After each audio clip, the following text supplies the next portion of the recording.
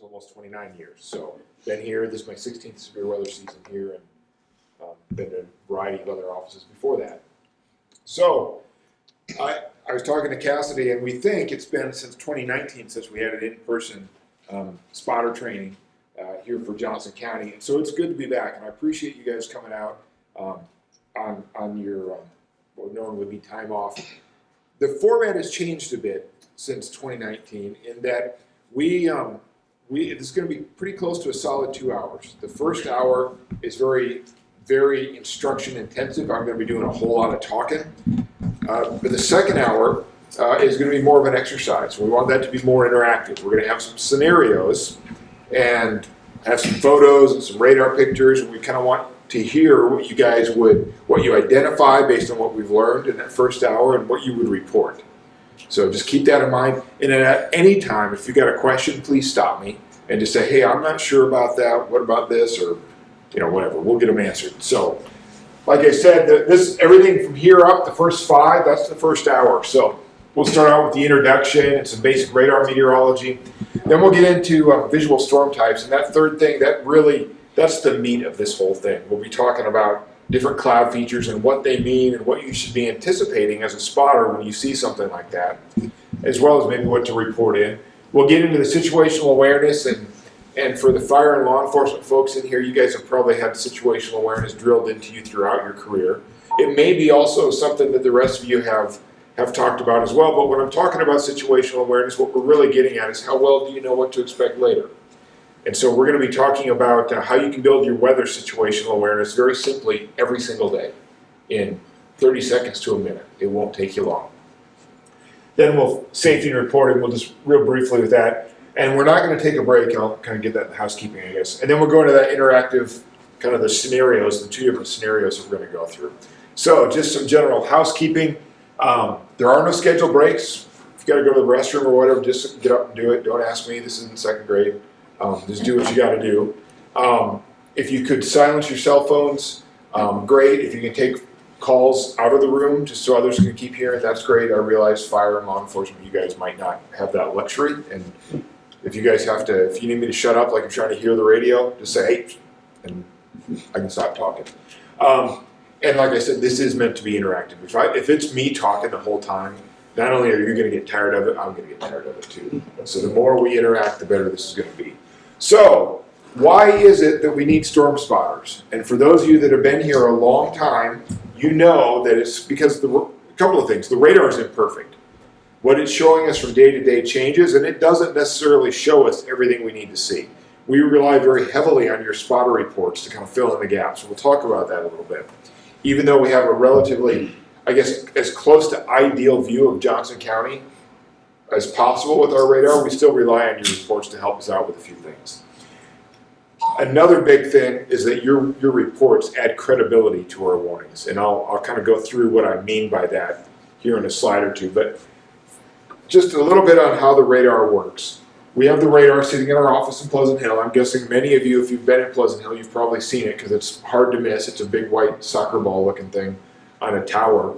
But we are not allowed to send that energy straight out of the horizon. We have to raise that antenna 1/2 degree above the horizon, which means every little bit we're getting away from the radar, we're looking higher and higher up, and we can't see anything beneath it.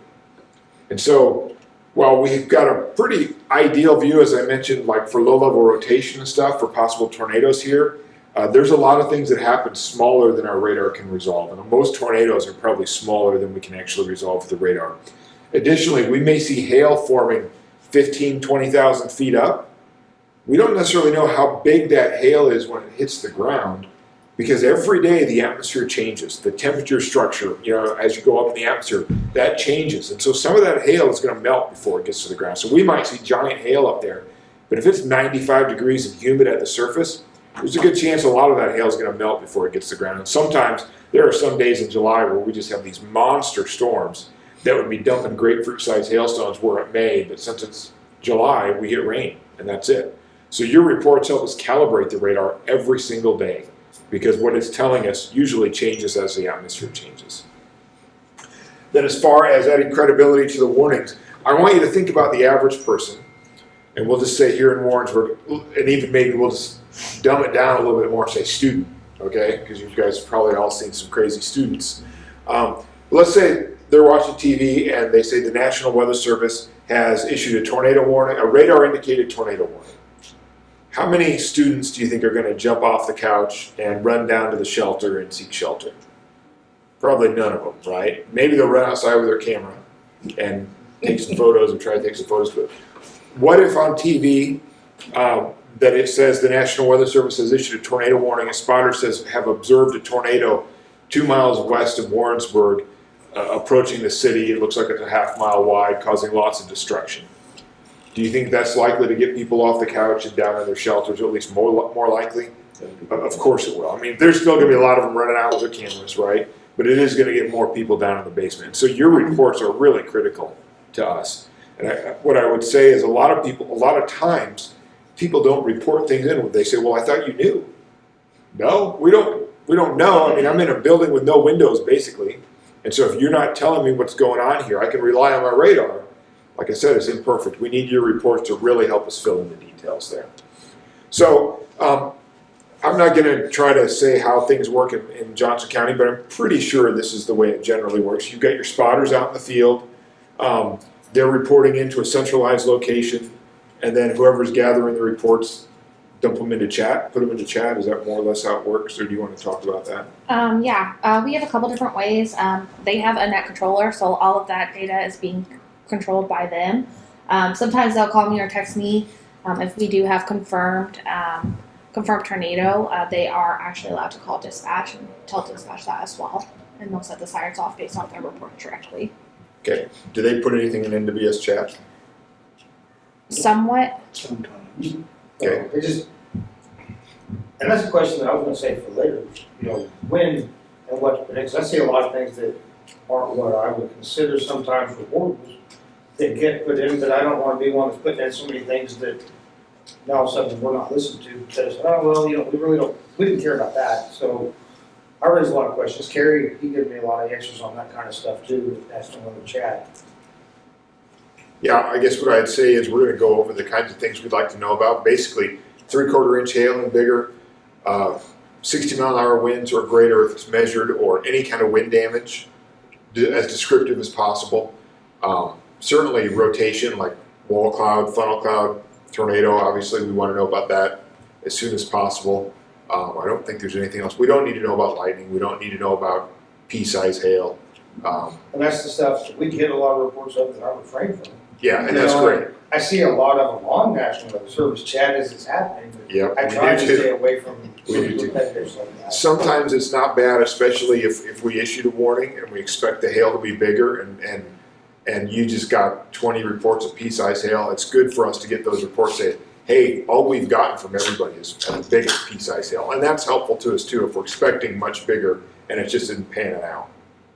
But yeah, I guess what I would say is I would encourage you to be putting the reports into chat once they come into you guys, because it gets to us instantly and it gets to our broadcast partners instantly. And that's hugely important, especially the broadcast partners. And we just talked about, adding credibility to the warnings. So. Pretty much where Kerry's always directed me, so. Great. Thank you. Yeah, thank you. Okay, so let's get into radar meteorology. This is a photo of the radar at our office, and like many of you have already seen it, it's a very tall tower. I believe it's about 90 feet tall, and that huge white soccer ball looking thing on top is around 35 feet in diameter. So that is a huge, huge ball, and inside there is this 28-ish foot diameter parabolic dish. It's always rotating around like that, and we use that dish to focus a very short pulse of high energy microwave radiation. It's like a microwave bullet. We send the energy out, we shut the radar off, we put it into listening mode, waiting for that energy to hit something, bounce off it, and be returned to the radar. That's how we know what's out there. Remember, the whole time that antenna is rotating around like this, giving us that 360-degree sweep.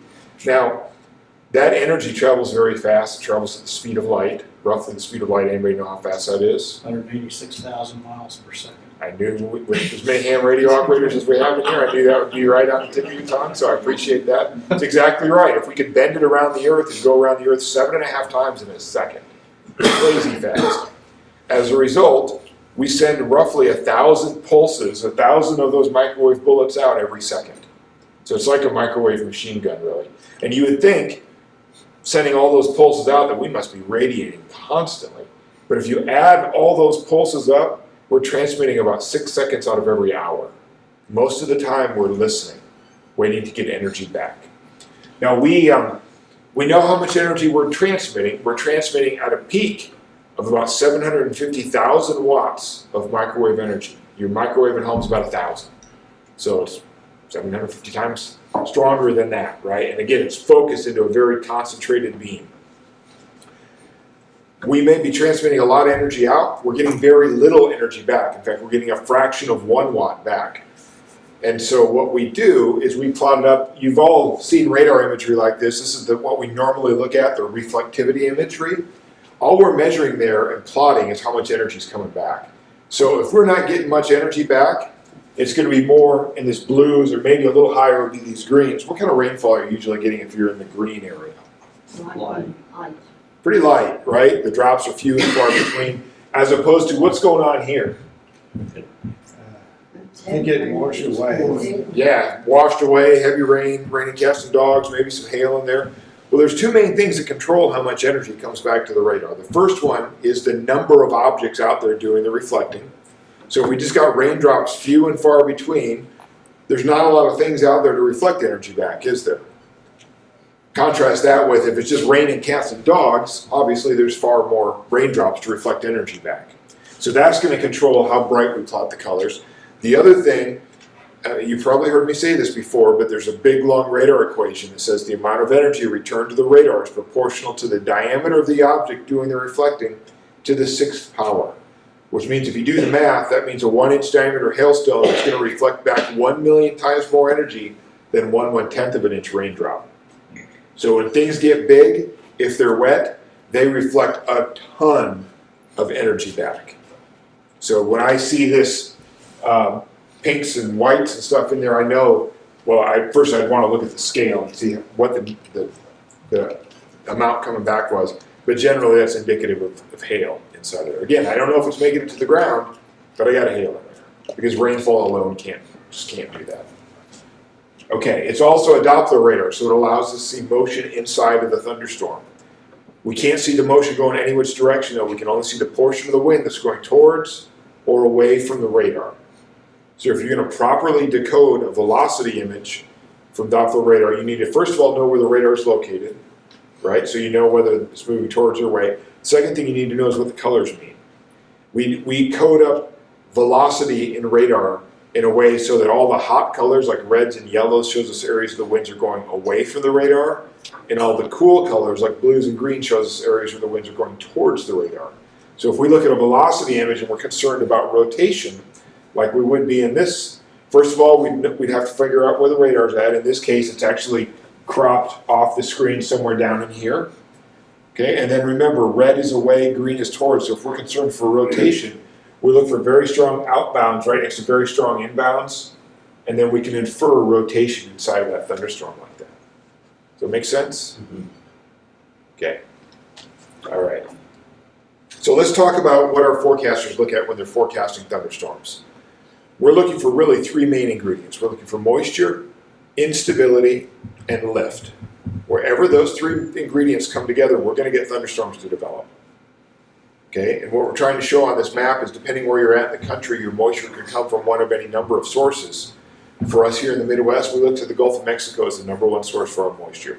And we've already had a few days like that where I've walked outside, get into my car before I drive to work, and it just feels muggy, right? And it almost smells like the beach or smells like the ocean almost. Well, probably should, because that air was down over the Gulf of Mexico like 18 hours prior, okay? So that's why it can smell that way sometimes, because we're actually getting air from the Gulf, bringing the moisture up. The reason the moisture is so important, though, is that the moisture is really the fuel for the thunderstorm. As long as we keep pumping moisture into that storm's going to keep on cranking. But what happens to your car engine if we kill the fuel or cut off the fuel supply to your car engine?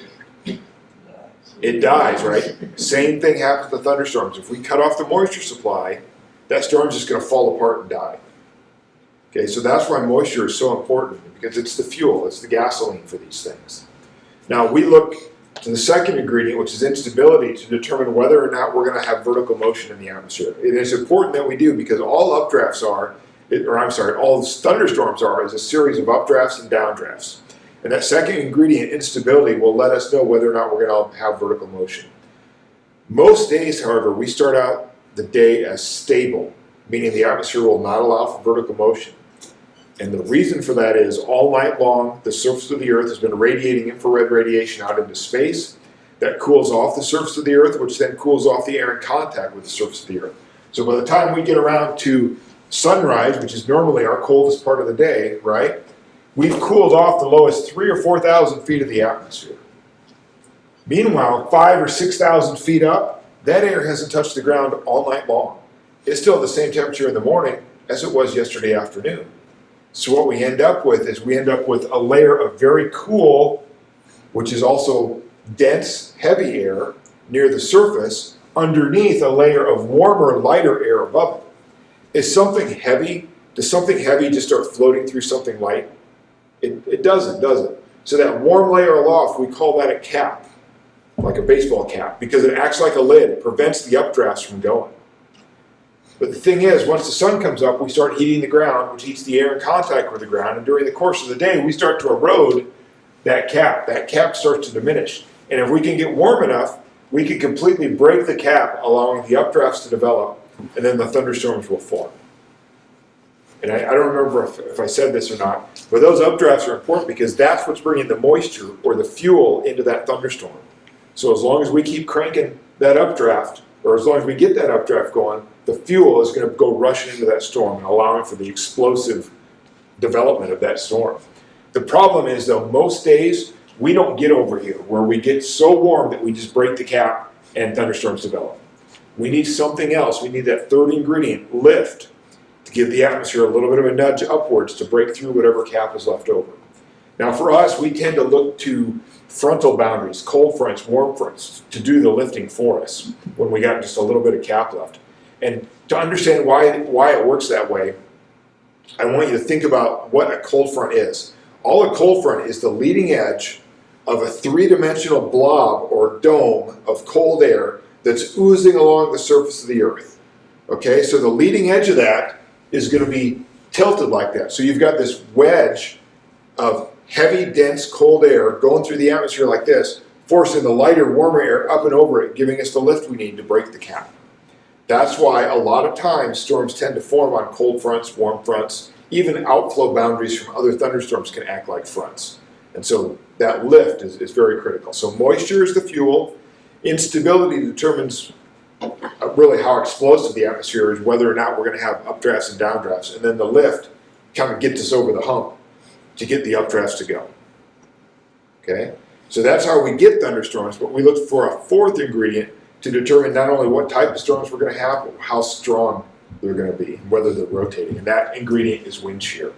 And all wind shear really is a change in speed and or direction as you go up in the atmosphere. And usually it's both. Usually the speed changes and the direction changes as you go up. And if you look at either one of these graphics, whether it's directional shear or speed shear, you can see that it imparts a horizontal overturning in the atmosphere, right? When you look at that, it's not too tough to envision how a supercell thunderstorm can start to rotate. Because if you've got air going like this along the ground, and it gets sucked into an updraft of a supercell, what's it going to do? You're just tilting that. Just think of it like a big tube getting tilted up into the thunderstorm, right? So the rotation looks like this, gets tilted into the vertical and starts rotating like this. So that's how, in a kind of a crude way, we get rotation inside a supercell thunderstorm. Okay? The other thing, and probably more important thing that wind shear does, is it can separate the updraft from the downdraft. And to understand what I'm talking about there, let's look at this picture of a garden hose. This garden hose squirting the water up, that's simulating an updraft in a thunderstorm. So as the air goes up, it starts to produce clouds and rainfall, and then the rain, when we don't have any wind shear, the updraft goes up, produces the rain, and the rain falls back through the updraft. And every one of those billions of raindrops induces a small amount of drag behind it when it's falling. So what happens is the falling rain turns the updraft into a downdraft. And that downdraft actually cuts off the updraft. And what did I say the updraft was bringing into the storm? The moisture, the fuel, right? And so if we don't have any wind shear, the rain falls right back through the updraft and it kills it. Kills the thunderstorm. So if we don't have any wind shear, we might only get just like a 20 or 30 minute thunderstorm. It's not a lot of time to produce severe weather. And it's just, nothing really happens, just a garden variety thunderstorm, right? But when we get a little shear going, oops, wrong one. When we get a little shear, what happens? The rain goes up and it gets blown downwind. And so while their updraft is here, all the rain always falls in the downdraft. So the rain is falling over there. Is the downdraft in that case cutting off the updraft? It's not, is it? So because we have some wind shear, we separate the downdraft from the updraft. It's going to allow this to be a lot longer lived because that updraft is going to keep pumping the moisture right into that storm. Okay? So it's easy to see with a garden hose, but what's it look like in real life? Let's take a look. Here we have kind of zoomed into, in this case, this is the updraft of probably a supercell thunderstorm. This whole thing is probably rotating. You wouldn't be able to see it rotate unless you had a time-lapse image. But you'll notice there's a little rain around the backside, and we'll talk about why that is. But underneath here, there's not really much rain. So the updraft is going up, producing the rain, and the winds, the stronger jet stream winds aloft are blowing the rain off over here into the downdraft. So the updraft is here, the downdraft is there. Okay, again, this would be a lot longer lived storm because of the shear separating the updraft from the downdraft. Okay, so moisture, instability, lift, and now wind shear. Those four ingredients combine in a brilliant, infinite number of ways to produce an entire spectrum of thunderstorm types. We're going to focus on two types of thunderstorms for the rest of this. A squall line, which is a long line of connected thunderstorms that forms along cold fronts, and supercells, which are the big dogs, the biggest, most dangerous thunderstorms we tend to have. Okay? So let's start out with the squall line. I mentioned this before, all the squall line really is a long line of connected thunderstorms. A lot of times they form along cold fronts. And this image here is kind of like a cross section. Like if this is the squall line here, it's like we're taking a slice through it that way and looking at what it would look like inside the storm. Now this squall line would extend out of the screen this way and into the screen hundreds of miles that way, okay? But as I'm out here ahead of this thing watching it come at me, I'm going to have a warm, moist wind at my back blowing into this storm. That's the fuel, okay? That's these red arrows blowing into that thing, okay? As that air gets ingested into the updraft, notice that updraft isn't straight up and down, is it? It's tilted over. What that allows to have happen is it goes like this, that allows the rain to fall out over here because gravity works, right? The rain isn't going to fall against the wind like this. It goes up here, it falls over here. Now, as all those raindrops start to accelerate towards the ground, they're going to produce a downdraft. We already talked about that. And then additionally, once the rain gets below cloud base, it's going to start to evaporate a little bit and further cool off the atmosphere, making it heavier, causing it to accelerate further. And in this case, the whole storm is moving left to right. So when that downdraft hits the ground, most of it's going to come out and be blowing with the direction the storm is moving.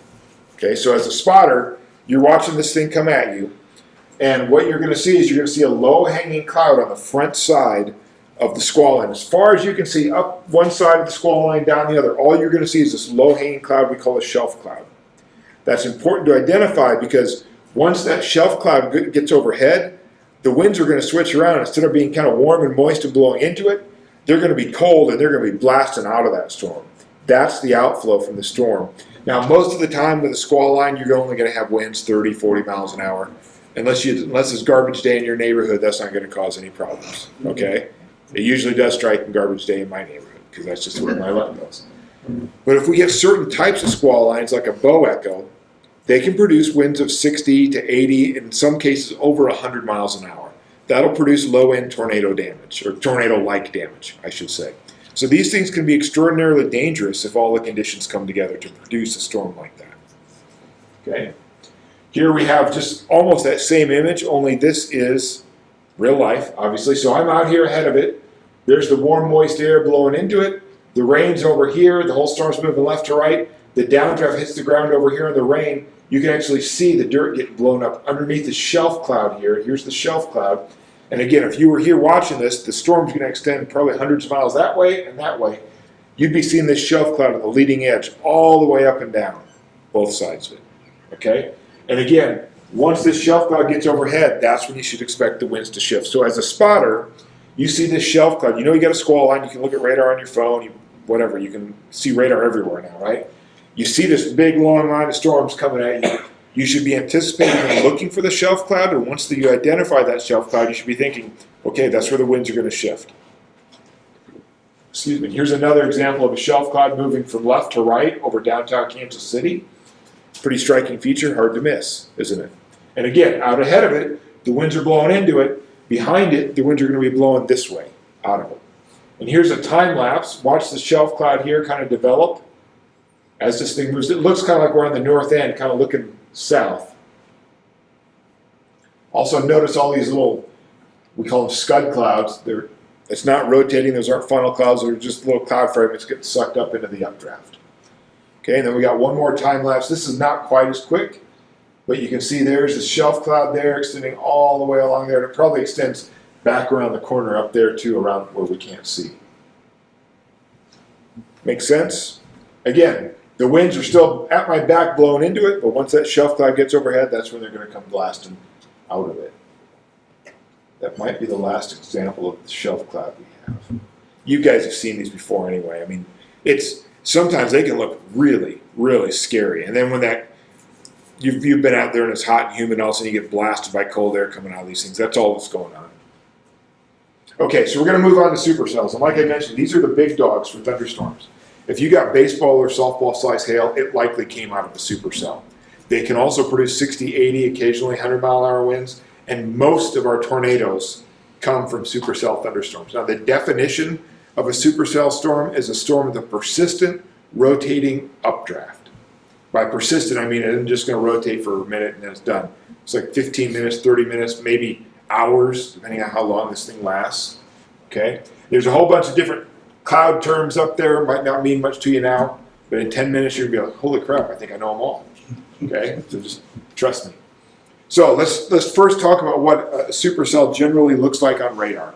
This is an extraordinarily classic supercell thunderstorm depicted by radar. Where did I say the rain falls? In the updraft or the downdraft? Downdraft, that's right. So all of this is downdraft right here. Okay? Now I'm going to be telling you over and over again, you don't want to be suckered by looking at the dark part of a supercell where all the rain and precipitation is falling. You want to focus your attention underneath the rain-free base of the rotating updraft. This is all downdraft.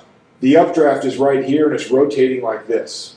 Now the rotation of this updraft can pull some of this rainfall around the backside and give us this fish hook shape. We call that the hook echo. You've probably heard of that before. This would be where we'd focus in on possible tornado development. Okay? But again, the updraft itself is right here. And if you're looking at your phone and you're looking at the storm, you're going to kind of be looking at an area where there isn't anything on radar, sort of. Because, again, the only rain you're going to see, you'll see the cloud base, but the only rain you'll see is the rain that's getting wrapped around the back side of that updraft, not the updraft itself. Okay, so here's an example. Here's that rain-free base I'm talking about. Obviously a time lapse, you can see it rotating. The downdraft is over here, because the updraft is going up like that, producing the rain, the wind shear blowing the rain over here. Okay? And then you can see the rain falling around the backside. Again, that's that hook echo precipitation getting wrapped around the backside of that updraft. Okay, let's talk about, this says, well, it used to say convective initiation, we changed it. Sometimes you may read in some of our products, and some of the things I'm going to show you, we're talking about convection. When we're talking about convection, we're talking about thunderstorms and thunderstorm development and updrafts, things like that. But we just kind of have a time lapse here, but these things can, when they first start out, they can appear to be explosively growing. If you kind of like focus your attention, like, holy cow, you can just see it bubbling up, right? And you might think, well, that's not growing so fast. Well, it's probably going to go 10 miles up. And how many times have you been like, oh, look, it looks like there's a storm going, and then you go back to working or mowing the lawn or whatever, and 5 minutes later you look back, it's like, holy cow, the thing's now filling the whole sky, right? These things are like atom bombs going off. I mean, not quite that dramatic, but pretty darn close, right? And actually more powerful, just very, very explosive. Now you can look at an updraft, and you can kind of make an educated guess as to how strong that updraft is and what that means for thunderstorm development later. If you look at a storm developing like this one, and this is where the updraft is, and it's just kind of like scalloped and irregular, and there's like chunks taken out of it, that's usually indicative of fairly weak updraft. You can contrast that with a stronger updraft here that's got a very crisp edge. And as we'll see on the next slide, when you zoom in here, this kind of looks like cauliflower. Okay, this is a very, very strong updraft. And this anvil, by the way, is what is kind of the stable layer at the top of the troposphere. We call it the tropopause. That's usually where the updrafts stop. Sometimes, like this case, see this little bulge on the top of it? That's the top of the updraft, overshooting that stable layer.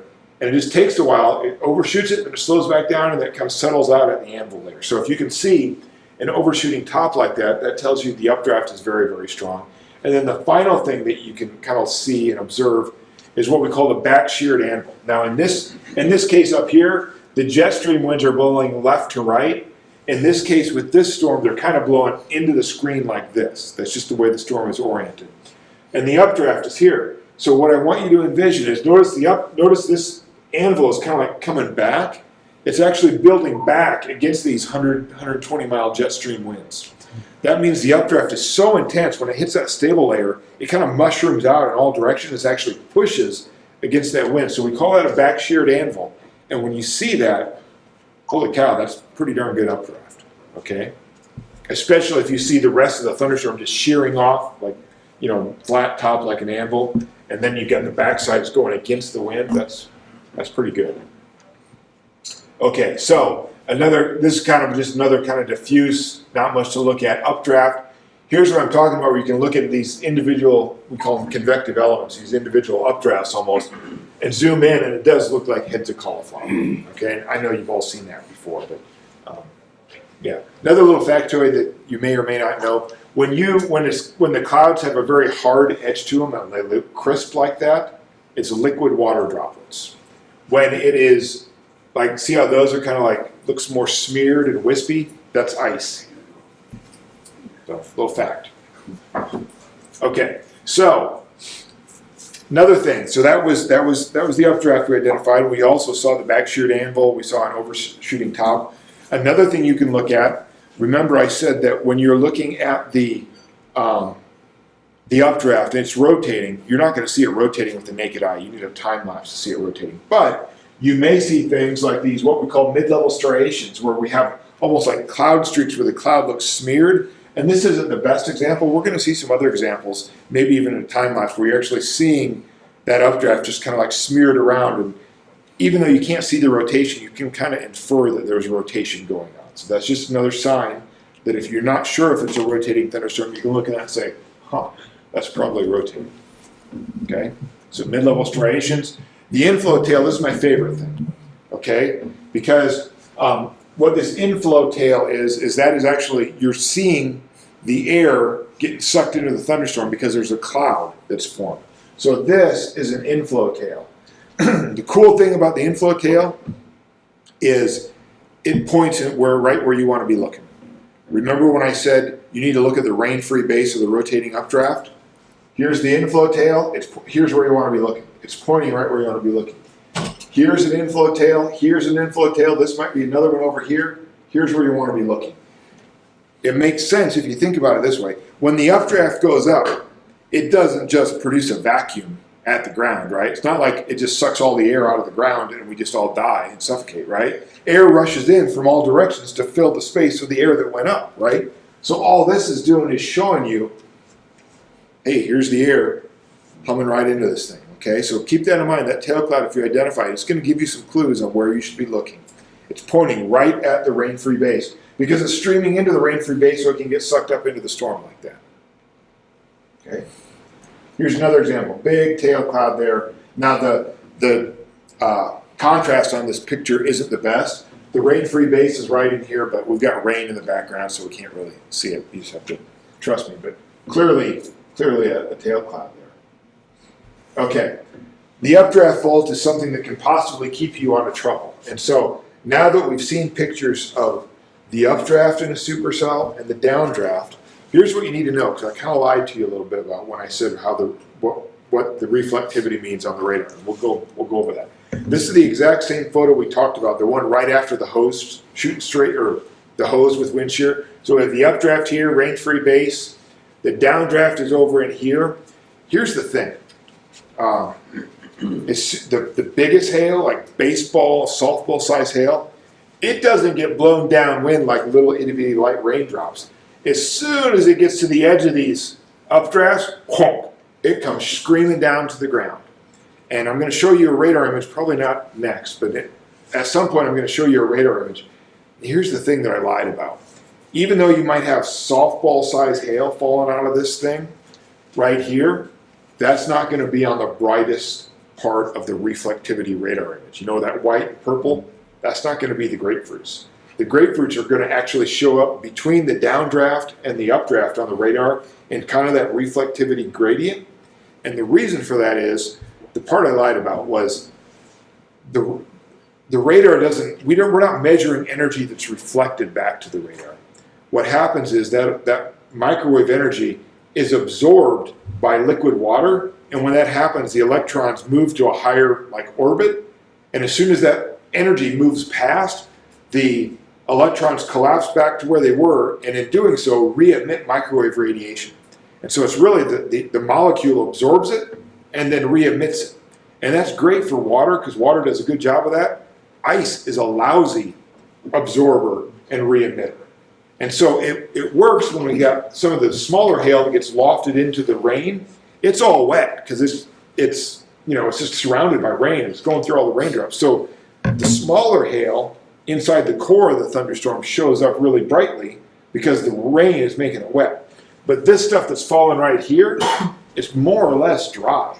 And I want you to think about I bet many of you have seen videos on YouTube or whatever where some guy's videoing his front yard and it's not raining, and then all of a sudden, whonk, a big hailstone hits the grass. And 3 seconds later, whonk, there's another one over there. And there's no rain, right? Well, that hail is, while I know that the hail is melting as it's falling, those little melted liquid things are getting stripped off that really quickly. So to the radar, it essentially looks dry. And so it just doesn't show up all that well on radar. So that's a long story to say, when you're looking at this, well, the vault, this is the updraft, this is the downdraft. The vault, think of it like vaulted ceiling. Think of this arch between the updraft and the downdraft. The reason you care about the vault is that's where the big hail is going to fall. So if you're sitting here watching this thing come at you and you say, well, it looks like the updraft's going to go just to the south and the downdraft's there, you should be like, uh-oh, do I have time to call my insurance adjuster and lower my deductible, right? Because you're about to get pummeled by big hail. So this is really a safety thing for spotters, right? When you figure out that you're kind of in the vault area lined up, if you have time, you should be driving south to get further south, to get south of the updraft, right? Now, it may be too late, and your best option may be to just drive into the rainfall. That kind of is a bad move, too. It's not the best. But I'd rather do that than have softballs and baseballs fall on them. So does that make sense? That's the vault. Okay. All right, so here's another example. Updraft, downdraft is over here. You can really see that vault there, right? And you can just envision all the rain getting blown off. But what if I was dropping cinder blocks right here? Would the cinder blocks blow off? Heck no. It comes screaming down, right? That's what the hail does. Just comes screaming down to the ground. Okay. Here is another example. There's a lot going on here. We're going to look at all these different things. What is this? Tail cloud. Where's it pointing? Is it pointing over here somewhere? Right here, right? What are these things? Rotators. Yep, well, what do we call them? Mid-level striations, right? See how it's kind of it looks like that? Oh, you can see it smeared? Yep. What's this over here? Rain. Yep, which falls in the what? Downdraft, right. So we have updraft, downdraft. What's that make this? Vault. Have you guys ever heard, and I know you've heard it, have you ever observed it where the storm looks kind of grayish and greenish and then it hails? Yeah. Do you believe that that's true? It actually, yeah, it's true. I don't know why. I don't know what the physics of the light or whatever that is that makes it that way, but what color is that? Green. That's kind of that greenish, grayish, weirdish color, right? And when you see that, you kind of know, crap, it's going to hail, right? And guess what? Right there in the vault, because updraft, downdraft, there's your vault, right? So even the color is telling you it's going to hail. Okay? So let's talk about this rain-free base a little bit more. And this is a little easier to see. Here's that rain-free base. And again, you're looking at this, you're not going to see that updraft rotating because it's probably 3 to 5 miles in diameter. Something 3 to 5 miles in diameter is not going to be, if it was going around like this, that'd be like thousands of miles an hour. Can't happen, right? It'd be pretty cool, but it can't happen. Okay, so what you want to do, you still want to observe this because we're going to see in a few slides that over time you may see an isolated lowering and you may actually start to see that lowering rotate. Okay, but this is where you want to focus your attention, right there. Okay, here's another example, rain-free base. And again, here's all the rain over here, right? And on some of these rain-free bases, you're going to see rain in the background, but remember, that's that hook echo rain wrapping around the backside of that updraft. Okay? Okay, let's talk about the wall cloud now. This one over here is going to be easier to see. This is an inflow cloud here, inflow tail or whatever you want to call it. Here's that rain-free base. Here, that is the wall cloud there. And on this one, it's a little harder to, you're not going to really see it. I think it's right there. Okay? Now, as we're going to see in a couple of slides, the rotation in that wall cloud isn't like this because it's probably a half to a mile in diameter. Okay? So what you need to be looking at, you just need to kind of focus in on it. You'll see stuff in the foreground kind of going like that and stuff in the background going like that. And that's the kind of rotation you'll see. But like the updraft, it should be persistent. If things just like, for like 2 seconds and then you don't see it anymore, that's probably not rotating. It's just turbulence, probably not rotating. It should be something that's, you're watching this over the course of minutes, so you know the suspense can build and you can imagine scary movie music and stuff like that, right? You're like, whoa boy, it's getting real, right? But that's the kind of rotation you should be seeing. Yeah. Okay, now this first time lapse we're going to show, I think there's a time lapse. No, we got another picture. Maybe 2 pictures. Here's the other thing, I'm going to show this one. Notice how, here's the wall cloud, the rain is over there. Notice how it's kind of tilted towards the rain. You can't really see this one, but this kind of is too.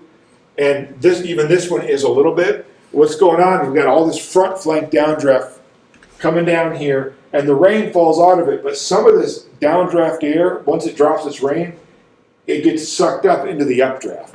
And that's why this end tends to be a little bit lower than that end. At least I think that's why it is. Okay? So oftentimes, not every time, in fact, maybe not even most of the time, but I've seen an awful lot of photos where the wall cloud is kind of tilted towards that front flank downdraft. And you can, in this case, you can actually see the wind blowing and getting recirculated. The rain isn't getting sucked up in there again, but the air in the downdraft is getting sucked up in there again.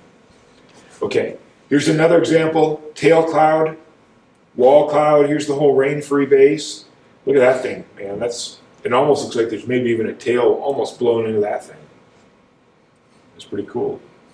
Okay, here's a time lapse, rain-free base, wall cloud, but I really can't see rotation here with this video, but you can certainly see kind of the updraft, the whole updraft kind of rotating. The tail cloud, you can see the cloud feature screaming in. The next one, you're going to definitely see the rotation for sure.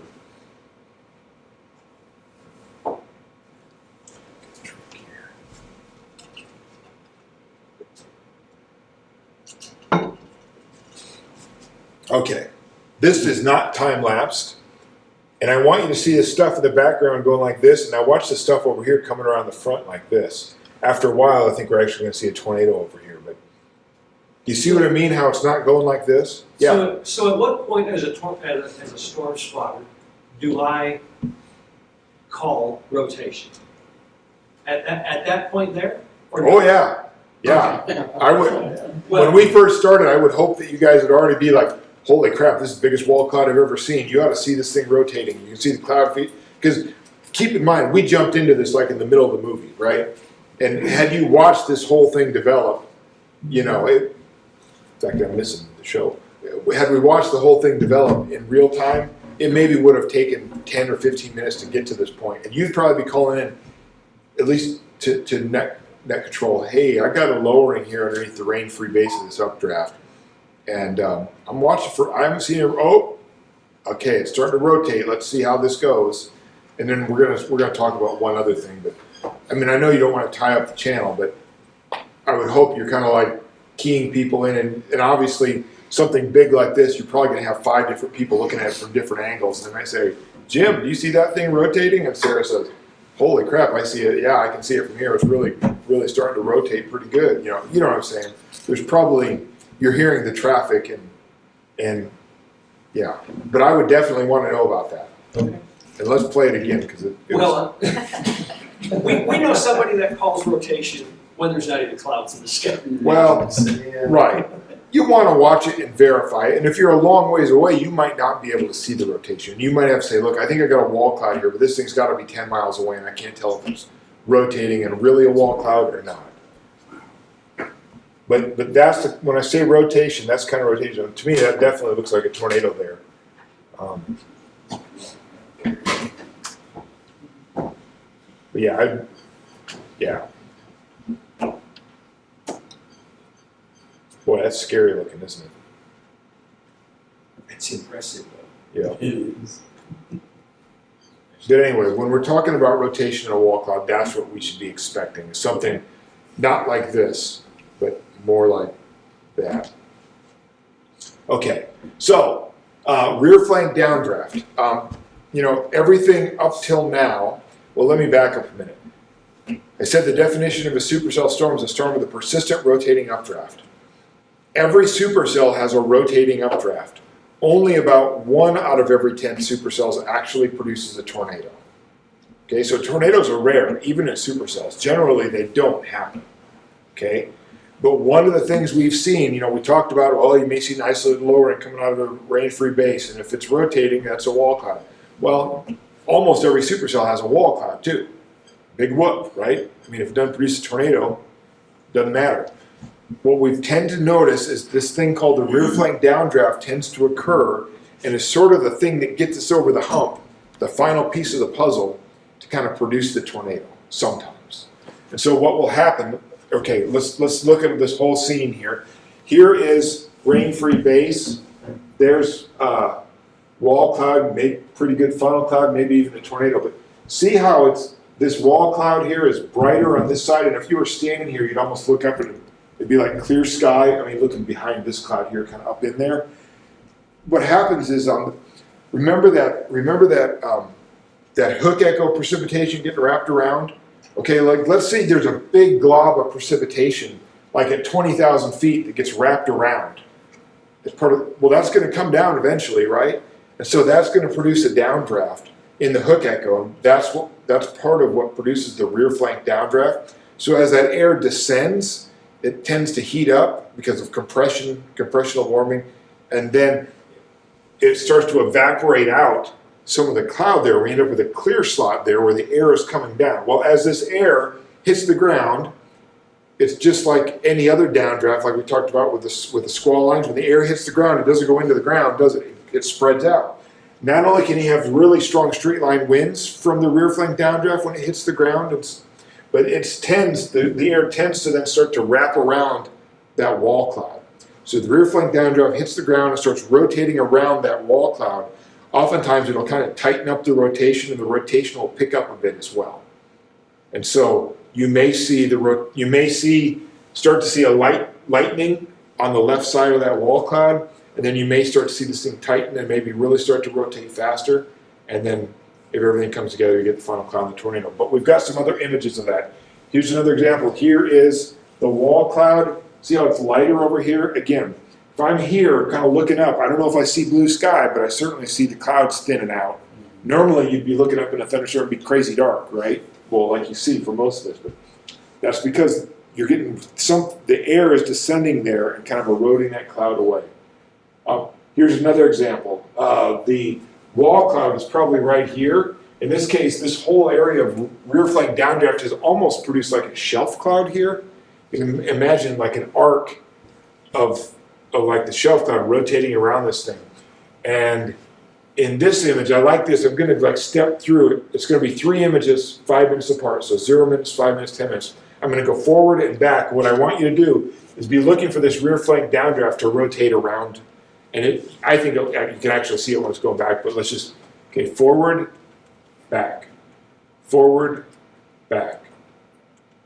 See how that's kind of just rotating around that thing like that? Now, you can't really see the wind down here at the ground level. You might be able to sometimes, because sometimes you'll see dirt kicked up or whatever, but let's just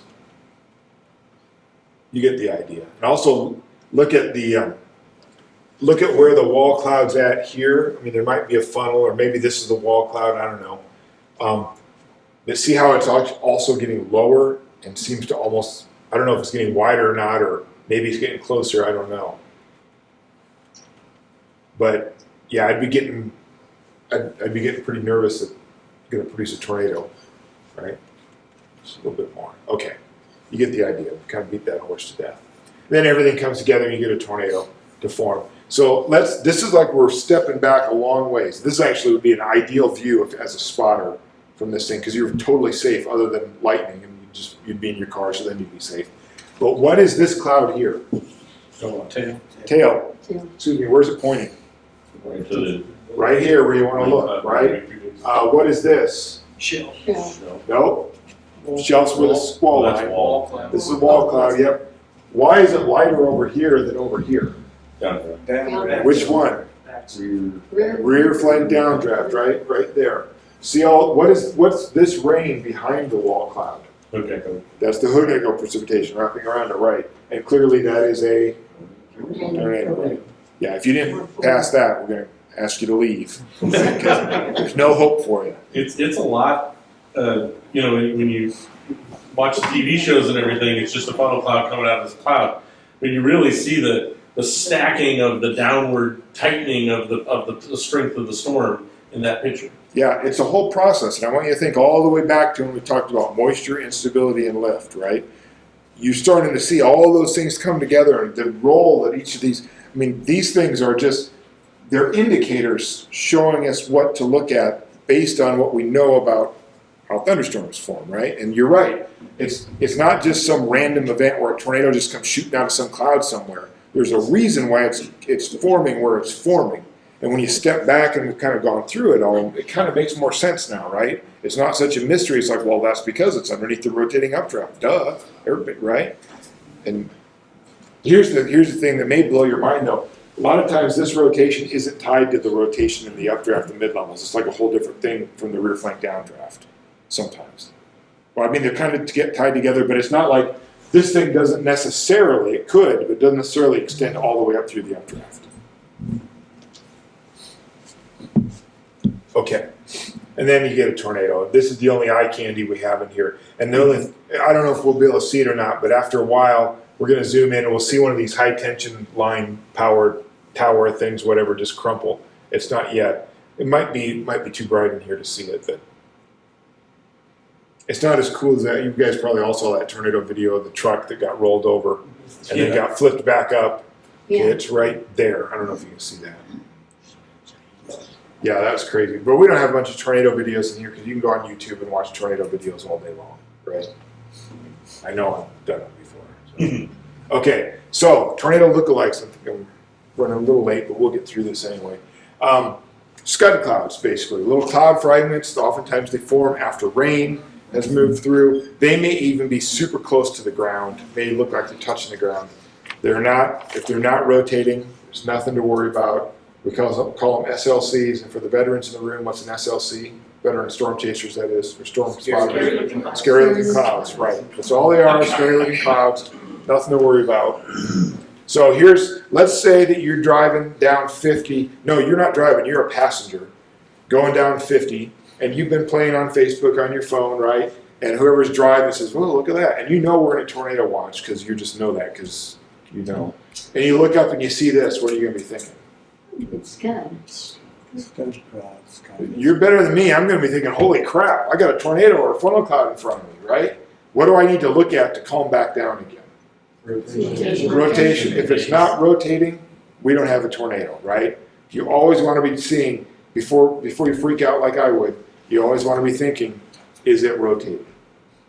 Now, if it's rotating like this, well, you can freak out, I guess, but this was not that Scud. And here's the time lapse from Iowa showing more Scud clouds. Again, you just got to be looking for rotation. Now, Scud clouds underneath a wall cloud are something I always watch because sometimes the Scud cloud will morph into a funnel, which turns into a tornado. But if nothing else, they're good tracers in the air. You can see the air moving, right?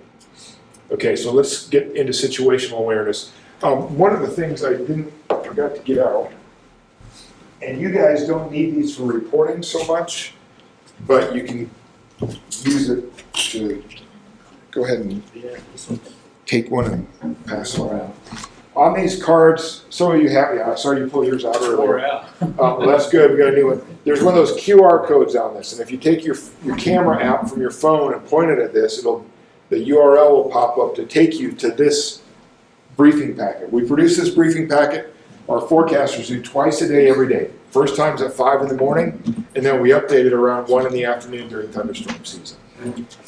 This is really the best way every single day to build your situational awareness.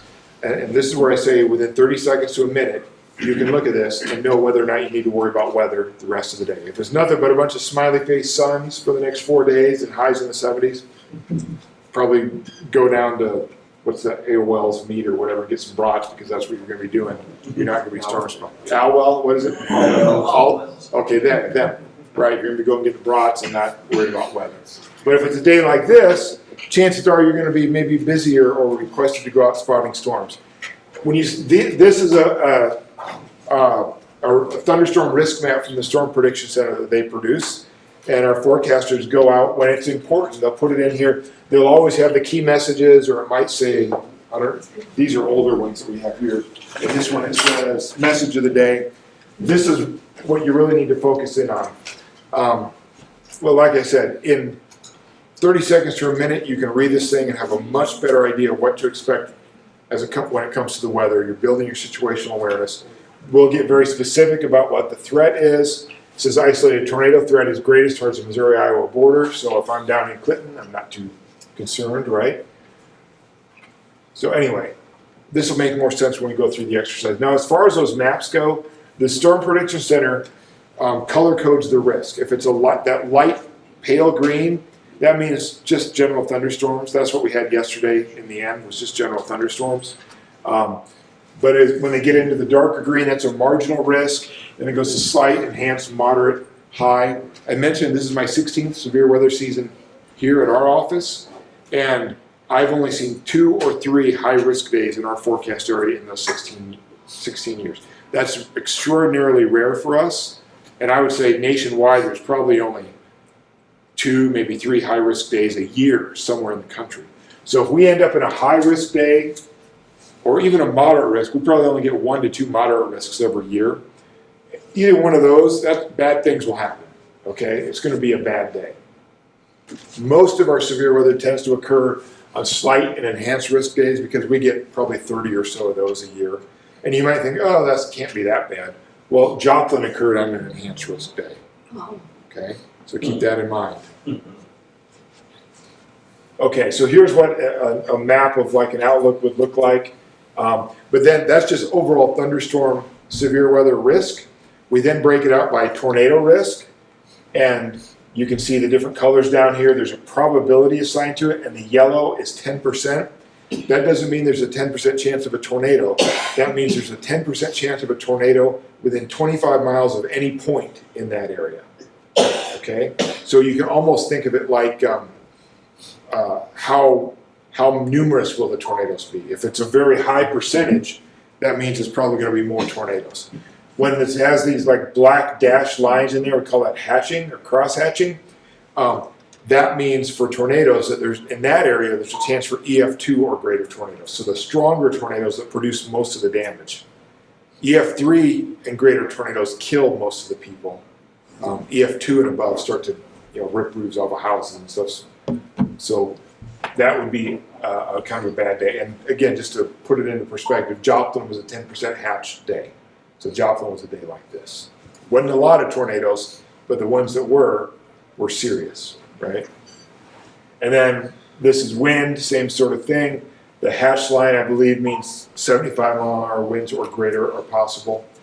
And hail, the hatched area means 2-inch or greater hail is possible. So it could be a big hail day. Okay, now on days like that where the Storm Prediction Center has an area outlook, they'll be watching for potential near or thunderstorm development in the near future. And when they start to think an area is kind of getting ripe or they're getting concerned, they'll draw this kind of weird line around this and they'll make this mesoscale discussion. Meso means small, so think of it like small scale discussion. So instead of looking at the whole nation, we're just drilling down, we're talking about this area here. For those of you on chat, this will drop in as a hyperlink in chat. You don't need to read below this stuff that's off the screen here. It's a bunch of meteorological gobbledygook, you can if you want. What I would look at is, it says, concerning severe potential, tornado watch likely. Probability of watch issuance, 80%. In summary, severe threat rapidly increasing early this afternoon. A tornado watch will likely be needed in the next hour. So you're getting a jump, right? So the watch isn't just coming out of the blue. Watches are almost always preceded by something like this. Okay, in this case, they did end up issuing the tornado watch, and you can see the watches cover a big area. Now, if the storms were forecast to begin over here and move west to east, this thing was issued at close to 2 p.m. and it's in effect until 10 p.m. If I'm over in Kirksville, I shouldn't be expecting the storms this afternoon. More than likely, I'm going to be in this tornado watch for 6-7 hours before the storms even get close to me. So keep that in mind. You could be in a watch a whole long time. So we're not telling you, oh, you're in a tornado watch, seek shelter. We're telling you, have a heightened sense of awareness, pay closer attention, because if the storms develop, they could become severe and possibly tornadic. Okay? And then you guys know the warnings, the thunderstorm-related warnings we issue. Severe thunderstorm warnings for 58-mile-an-hour winds or greater, or 1-inch diameter hail or larger.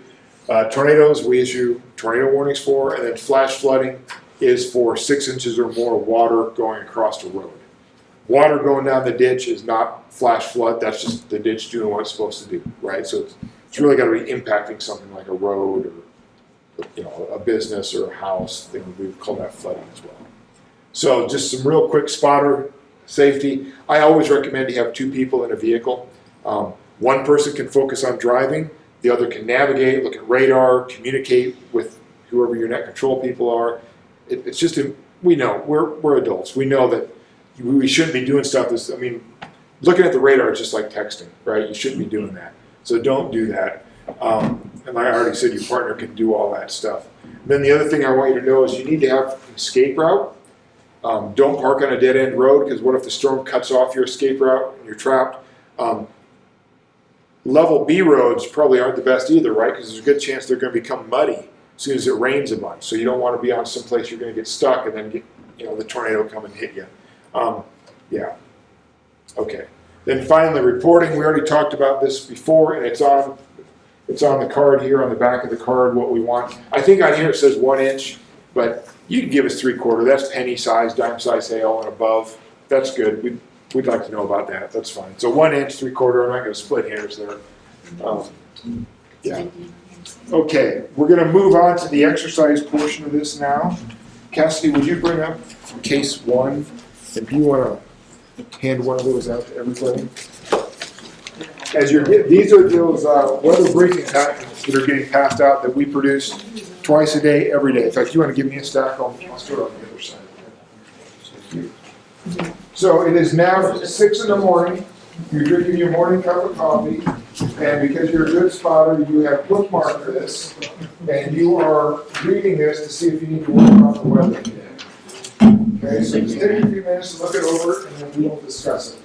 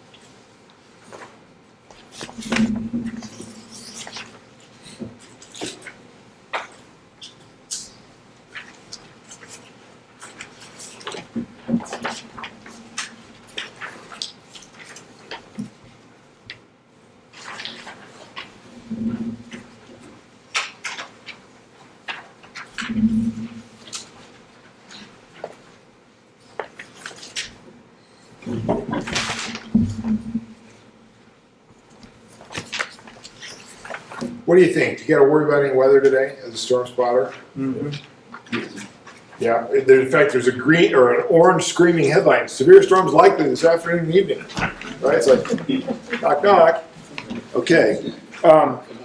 What are we looking at for storms? Well, just damaging wind, hail, flash floods, and Severe thunderstorms. severe thunderstorms. Looks like everything. Yeah, possible tornadoes. What's the timing? Before late afternoon. What's the difference between the storms in the afternoon and the storms that maybe later at night? Afternoon's gonna be a lot more energy and food, fuel. What did we say in here that the difference was? Supercell versus linear. Yeah, what we're expecting is we're expecting these things to start off being supercell, and I don't like it when our forecasters say transition to linear storms. They should have said transition to squall line. What'll happen a lot of times is we get these supercells that just kind of all line up, and then they'll just kind of congeal into a line later on. So what starts out as a possible tornado and hail threat or something evolves to a wind threat later when we get into more of a squall line. So that's what they're trying to tell you there is it's going to start out supercellular and transition to a squall line as the event progresses.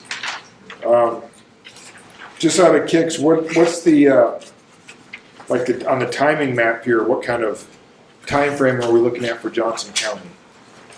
6 to 8. Yeah, 6 to 8 or 8 to 10. We're kind of right on that line, aren't we? We're always running. Right on that, yeah. Let's just call it 7 to 9 then, okay? How about that? Okay, so yeah, we probably got some stuff to worry about today. We might be needed as storm spotters later on. It is now, that was 6 o'clock. We drank our coffee. By the way, did 30 seconds or a minute, you kind of knew what we were worried about, right? So you could spend half an hour going around and looking at all these different bookmarks, or you can just let my forecasters do that for you and put everything in one place for you to look at. So I highly recommend that little QR code on that card. Just bookmark that and look at it. It's now 1 in the afternoon and we've updated because we always update it at 1 in the afternoon. And this is what we're looking at now. What's changed? Severe storms likely this afternoon. And we moved from enhanced to a high risk. Yeah, we upgraded it, didn't we? We went to a higher risk category. Yeah. Do you remember when I said moderate only happens 2-3 times a year, maybe around here, usually? Yep.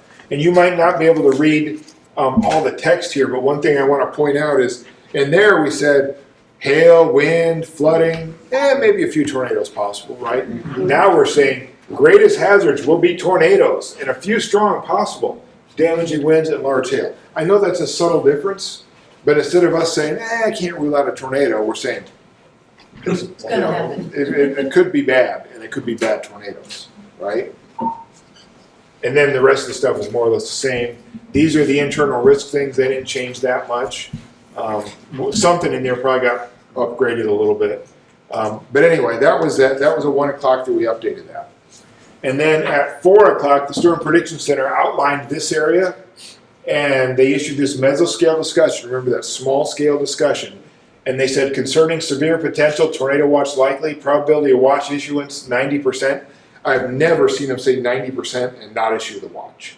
To me, that's 100%, but splitting here. So if you see 80, 90%, it would be extraordinary for them not to end up issuing the watch.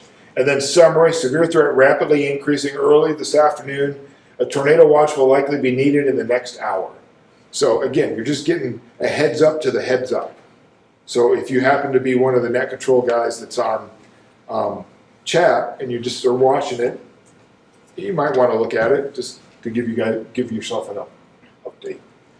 Okay, and then that was like at 4:03, and then my office chatted this out and said it's very possible a tornado watch will be issued for this afternoon and evening for much of the area.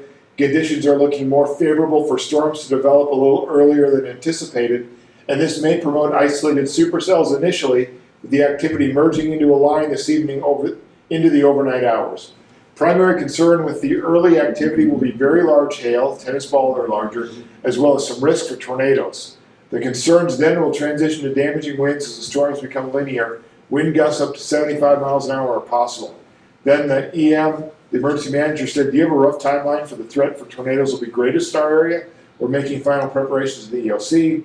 We came back and said, our latest information suggests that the most probable window for a tornado threat will be between 5 and 8 before damaging wind becomes the primary concern, but I'm not going to read the rest. So then the Storm Prediction Center about 15 minutes later drops this watch on us. Again, pretty good sized watch. I believe Johnson County's there. The watch is issued at 4:33 and it's in effect until 10 p.m. Again, covering a pretty big area. So I'm going to tell you right now, we're going to be worried about a supercell case. Okay, and we learned most of these little terms in there. So we're going to divide the room up. Let's say from the law enforcement friends this way, you guys are group A. Okay, right here, carry all the way down to the guy with the zoo hat, right? Right. Well, actually, we're going to go. No, we'll go carry all the way over to this empty chair. You guys are group B, and from here on down, you guys are group C. Okay. Sure. Now, what is all this? That's precipitation, right? That's downdraft. So the rotating updraft is right here. Here's the hook echo. Now, what I was trying to explain to you on the vault, the grapefruit size hail isn't going to fall here. It's going to be falling in here. Okay? So keep that in mind. The whole storm is moving west to east or left to right. Right off the bat, are there any groups that you're like, man, they didn't pay attention in spotter class? Hey, Hey, what were you guys doing the whole class?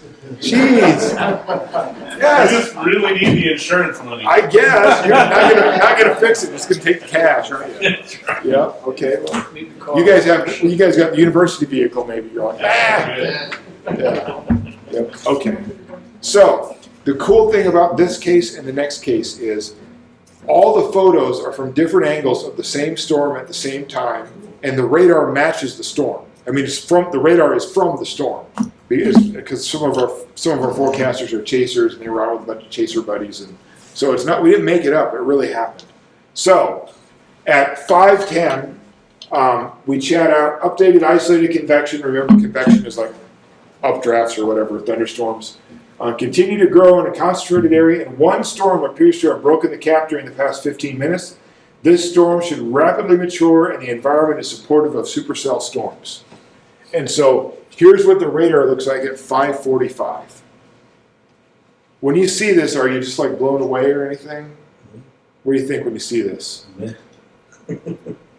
Kind of. I mean, It's setting up a little bit. You can, if you watched it enough, you start to see down on this end, you can see the hook is starting to form a little bit. maybe, or it could just be clouds like that or that or that. I mean, Yeah. it could be.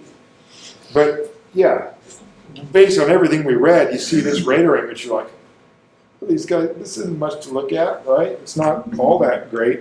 We're not really seeing the rotation yet. The radar is actually located somewhere over in here. And while this is probably inflow into the storm, and this maybe it's the very beginning of rotation, but we wouldn't look at that and say, it's a supercell. Not yet. Okay? And so out of all our positions, this is, this is at this time, this is what group C you guys are seeing. So when you see that, you're right here, and you're looking at the updraft here. Here's the updraft. What do you think about that updraft? Pretty strong, and we're in a good place to watch it go away. It's the real deal, isn't it? Yeah, remember- roll back cap and everything. It's even Yeah, got you- some in circulating, that one little on the outside circulating upflow in. Just one little cloud there. That thing? Yeah, That's probably a new little piece of updraft going on there. yeah. Here's the back sheared anvil, right? Because the wind is blowing all the rain off that way, so it's kind of like that. And remember how we said, well, if the updraft looks kind of like scalloped and kind of just wimpy looking. This is a very, very crisp, looks like cauliflower, doesn't it? Mhm. Now, this, when you see this and then you see this, are you like, what would be a logical conclusion to draw? How about this thing is explosively growing and we just haven't got to the point where we're making a lot of rain and hail yet, right? It's just getting going. Remember that chat said, hey, things are going. Looks like one storm's broken the cap. That's it. So as a spotter, this is good because you're looking at your radar thinking, meh. But then you look at this, you're like, holy cow. you know? Would that updraft area, would that still be boiling and growing up Oh, constantly. visually? Yeah, constantly. What'll probably happen is you'll see it'll pulse up with a big updraft, and then maybe you see the overshooting time, or time lapse. You'd really see this, and then maybe you get a new updraft growing and feeding into it, and Yeah. so you may get like it may look like new updrafts keep growing and feeding into it, but it's kind of hard. You kind of lose track of it when it's in real time. If you saw a time lapse, it'd be obvious. But yeah. So anyway, C. You know, I don't know what your guys' communication protocols are, but you know, it wouldn't. If I'm A, it might be nice to hear. Holy cow, this updraft is crazy, crazy strong. So that's good information if you can share it with the rest of your group. That hey, I've got a good visual on the updraft, and this thing it's a real deal. Okay, I would expect this thing to look a lot better soon. So. That's what you're seeing, C. A, here is what you guys are seeing. What do you guys see? Again, you're looking this way. We definitely see the rain. Yep, got the rain here, right? Probably rain-free base. You can see that a little bit. Pretty well, yeah. You're actually, it's kind of hard to tell because the A is so big. You're actually in the area of light rain, so that's going to kind of, things aren't going to be quite as sharp for you, right? Because you're looking through the rain, but it's not the worst view ever, but it's not that great. Do you feel, based on that, just looking at that, looking at this, do you feel like you're in any kind of imminent danger? Yeah, probably not. You've been through thunderstorms before, right? That's a wall out there at the left. Yeah, well, it certainly it's the rain-free base, you know. I don't think we're necessarily to wall cloud stage yet, or at least we can't see it where we're at. But that's where we're going to be looking. You know, I'm not there, so maybe it is rotating. Maybe it is a giant wall cloud. I don't know, but probably not yet. The rain in front of us is blocking our view of the action area. Oops, sorry. It's okay. Okay. Why this thing won't. Try this. There we go. And group B, here's what you guys are seeing. Again, you are looking kind of like that. What Yeah. difference an angle makes Yeah, to what you're able to see. yeah. But anyway, the rain is over here somewhere, right? Off to your right, because you're looking like this. The rain is over there. Certainly rain-free base, maybe who was saying wall cloud before? Yeah, so maybe there was. If that's, I'd say that's more likely the wall cloud there, right? And it might have been what you were looking at before, but you got a better view now for sure. Yep. You can't really tell for sure because you don't know what's going on, but it almost looks like you got an overshoot on the top. Of Yeah, the you wouldn't. You're talking that. Yeah. You wouldn't see that from here, because the anvil would be Yeah. blocking your view from that. You'd only be able to see that from the backside. Yeah. Or if you're like 80 miles away or something. Okay, here we are. This 30 minutes later. Yeah, I think 30 minutes later. So what looks different? Definitely see the formation of the hook. Getting closer to everything. There's wind shear indicated on Doppler. Yeah, we got the radar over here somewhere. We have outbounds, inbounds. So we've got some broad rotation there. Nothing crazy, but probably got a supercell for sure, right? Looks like we got some hail in the core, definitely, right? Is that a tail cloud forming to the left of the sea? I don't know. I don't know if it's a tail cloud, but Did you see that on radar? No. a tail cloud, not like that. That's precipitation of some kind.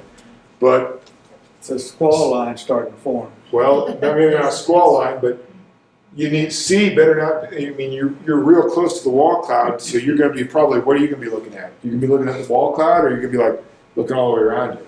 If you're normal, you're going to be like, holy cow, I'm watching this wall cloud, right? So it's a good point. Whoever noticed that, you got to kind of keep your head on a swivel wherever you're at. Okay, so radar. Remember when we looked at that updraft and we're like, things are getting real. Now that kind of matches our expectations a little bit more, doesn't it? Okay, so Group A, Still in the rain. this is what you guys see here. What do we got there? Probably the rain-free base, right? But we can't see it because the rain's. Well, and you got the hill, the little rise in the hill there. You can't quite see what's going on over there. Rain is over here. On the radar, probably not the best location. If the downdraft is here and the updraft is here, what is this? The vault we're in. And if it's coming at you, is that good? No. No, probably not good. No. B, this is what you guys are seeing. Whole bunch of stuff, right? What is this? Tail. Tail cloud. How about this? Rain free. Yep. How about this? Yep. How about this? That's the downdraft. It's that rear flank downdraft, RFD, right? Yep. What did I say about the RFD? Real good for pushing the tornado. Might be that last piece of the puzzle coming together, right? Kind of get you over the hump. Yep. Maybe a funnel anyway. So you guys have a great view, right? You're not worried about hail. Even if it starts to turn a little bit right, instead of going straight west, if it starts to drop a little bit, just drive south a little bit, right? No big deal. Okay. And Group C, this is what you guys are looking at. What do you guys see, Group C? Blue sky. Yeah, that's not good. This is probably rain-free base here. I don't know if this where the wall cloud's at in here. You're probably seeing, oops. What did I do? Uh-oh, spoiler alert. Okay, you're probably seeing the rear flank downdraft because it's right there, right on top of you. Okay. But from our position, we can't see or identify the wall cloud Maybe not. I don't from the know. backside. You're kind of It back. could be that rain from the hook echo is between you and the wall cloud. That's true. Because Yeah. you might be looking through the wall cloud could be like right there. I Okay. don't know. And you're looking through that, so maybe. And behind it, all you see is dark rain. Yeah. So it'll obscure the view of that perfect color or that perfect edge. Okay, so here we are 15 minutes later. What looks different? Well, that other green spot caught up to it. Okay, yeah. C, for you guys, I hope you're paying attention, right? Looking around. Notice how the hook echo, it's actually curled up now. It's kind of like an elephant trunk, right? What's the velocity look like? Tight. Where it was much broader rotation before, now we call this gate-to-gate shear, where the inbounds pixel, the strongest inbounds is right next to the strongest outbounds. You got very, very strong rotation. If I looked at that and I'm the warning guy at our office, tornado warning, boom, right? That's really, really good rotation. And this close, I mean, we're like 25 miles as the crow flies from our radar right here. It's not far. That we could see something like that.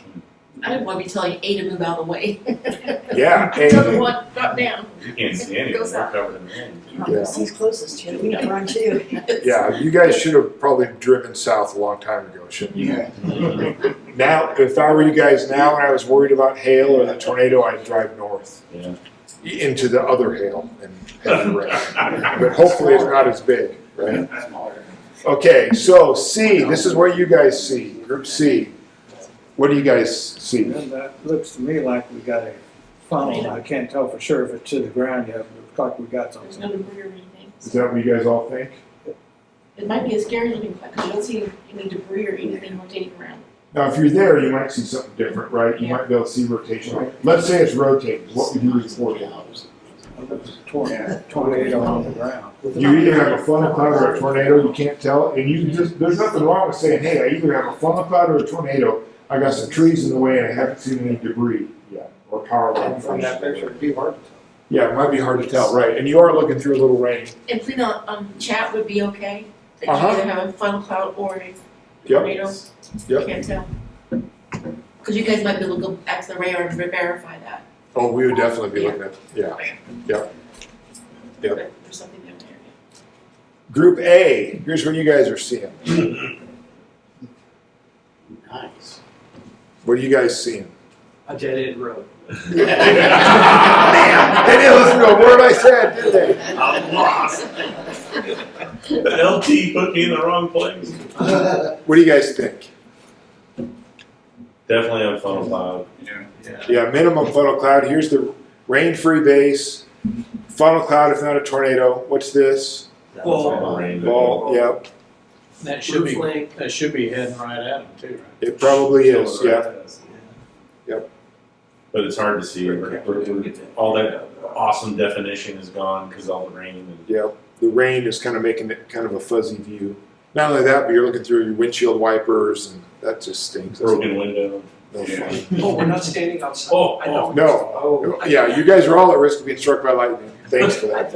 Okay, Group B. Beautiful. Oh, yeah. Good picture. You guys must be my star pupils, right? You're all like, oh, we knew exactly what we were doing. Yeah. Okay, I'm not going to go through all the things, but clearly you've got a tornado there. Yeah, so yeah, your radios are all probably, people are probably trying not to talk over each other, and hopefully somebody's dumped it in chat and the sirens are going off, and yeah. Okay, here we are a little bit later. What looks different? It's kind of, the main storm that we started with is merged with that one that came back from behind us over behind C. Yeah, see, I hope you weren't just suckered into looking at the tornado the whole time and paid attention, because now you're in a severe thunderstorm warning and that storm is blowing up behind you. So And That's it's the even got thing. some hail and stuff back up in there. it may. And some little wind shear up there too, according to the ins and outs. Well, yeah, we got rotation right there. Over here, though, that's crazy strong, right? That's a massive, massive rotation there. Yeah, it's legit for sure. Okay, Group A, this is what you guys are seeing. You know when they say, don't go for the light, don't go to the light. The light's coming for you, right? Hey, so that's what you're seeing, and that's also what you're seeing. We're in it. Yeah, we got baseballs dropping on you. Yep. There's that ball. C, this is what you guys are seeing. There's, I don't know if you can see it, but there's rain and maybe some hail in there, but there's probably some wind too. I don't know if it's reflecting downdraft wind or outflow from the storm behind you. But you see this, and then you move a little bit and you come upon this. What would you guys report in? Debris everywhere. What kind of debris?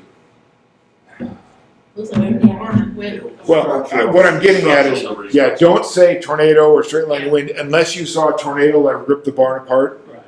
Don't attribute the cause. Just say I've got a bunch of sheet metal all over this pasture. Sheet metal. And if you were there, you'd actually see it. It's hard to see in the photo, but that roof's off that building, and they probably have some other buildings there. But you got sheet metal all over the place from a pole barn of some sort, right?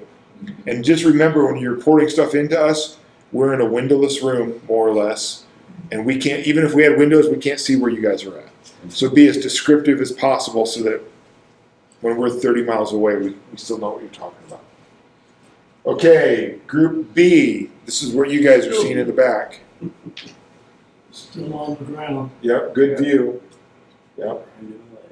You're looking from here that way. Notice oops, do it again. You can actually see the vault there, right? But it's probably going to go by you to the north. It is getting kind of close. You might need to drop south. You don't need to be that close, right? But here you are again, B. It's getting to be a pretty meaty tornado. And now it's wrapped in rain. This would be really good information for us to have, because we'd probably put that, well, the TV folks could then be talking about it, right? If you say, hey, this thing's completely wrapped in rain, and then they'd go into the whole spiel for the viewers, like, don't be thinking you're going to see the tornado. It's just going to look like a wall of rain coming at you, that sort of thing. Oh, that must be A coming to meet you guys, right? We're in the middle of it. Yep. I'd have moved a while back already. Yeah. When the chasers are dropping off equipment for we're too close. Yeah, they're pushing stuff out of the back of the truck to get sucked up. Yeah, okay, that's it for that case. Any questions on that? Okay, pass all your handouts unless you really want to keep it. pass your handouts to like some central point. It is now, the new one looks almost like the old one. It is now 6 in the morning, you got a coffee problem, so you're drinking your coffee again. Actually, a coffee problem, you're not having your coffee. Yes. And you're just trying to see if you're gonna need to use storm spotters tonight, you gotta rather go to the party. You'd rather go there.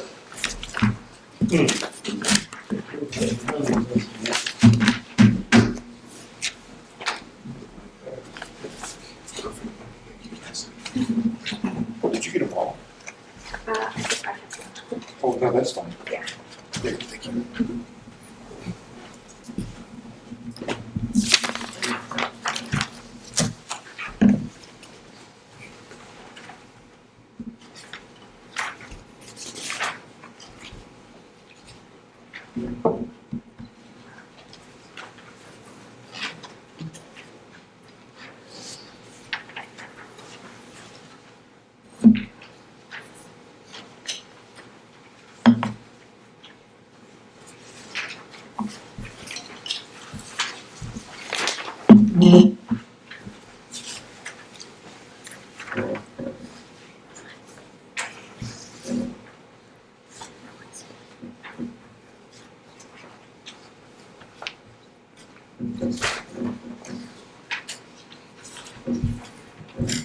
Okay, what do you think? Is today a day to go get your brats and grill them out? Plan on grilling out dinner, or are you gonna be busy storm spotting? Or both? Yeah, a little bit better. It's always a good day to grill brats, right? Yes. Okay. We should grill them down early. Trick So we question. should be ready for this. Yeah. So what's gonna happen? What are we forecasting? Hail and wind. Hail and wind? Is that a guarantee? No, it's a No, it possible, depends on but it what may happens. not happen, because it depends on what happens in Iowa and Nebraska. Bingo, that's exactly right. The first bullet we have, or second bullet we have, much uncertainty exists with storm evolution. Morning storms over Nebraska and Iowa will play a role in how much early rainfall and cloud cover will overspread the area. This could result in less instability for evening storms. If storms redevelop this evening, activity should quickly consolidate into a line of storms, blah, blah, blah. So what they're saying is, we got a bunch of storms up in Iowa and Nebraska right now. If they don't fall apart and they end up moving through Missouri, well, that's gonna screw up the atmosphere and we're not gonna get any more storms. And you guys probably have all remembered days where maybe we're talking about the world coming to an end, and then it rains all morning, it's like, oh, never mind, right? It just doesn't happen. This is what we're talking about, it might happen. Or it might not. It just depends what goes on up in Iowa and whether that hangs together. So you said hail and wind are the risks. Is that pretty much all we're concerned about? The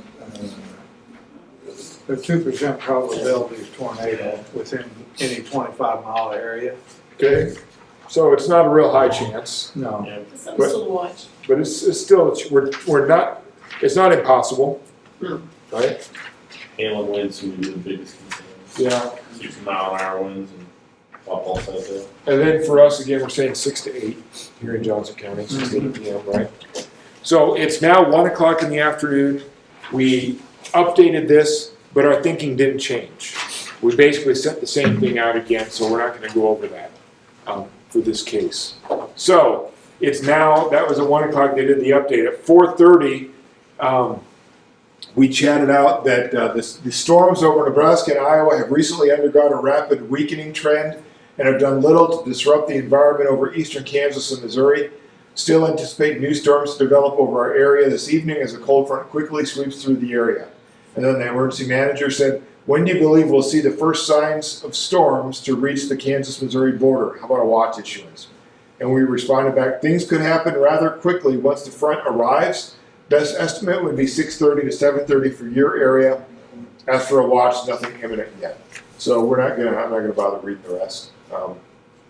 Yeah. Okay.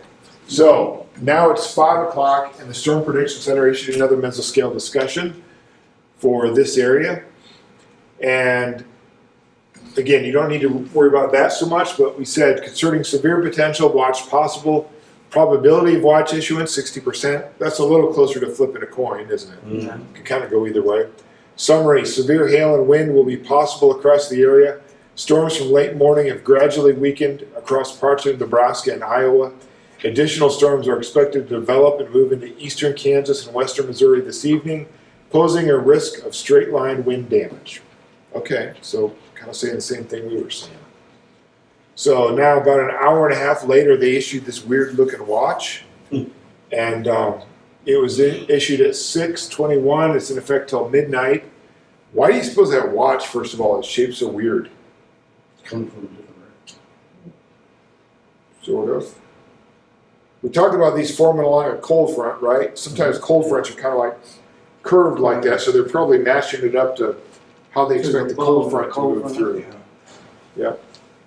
Okay, so remember, this is a squall line case. And with the squall line, if I'm out here, the winds are going to be blowing at my back into it that are warm and moist. Once the shelf cloud gets overhead, they're going to come blasting out of it. Okay? All right, so same groups. We got group A, B, and C, and you're basically going to be spread on that squall line from north to south, essentially.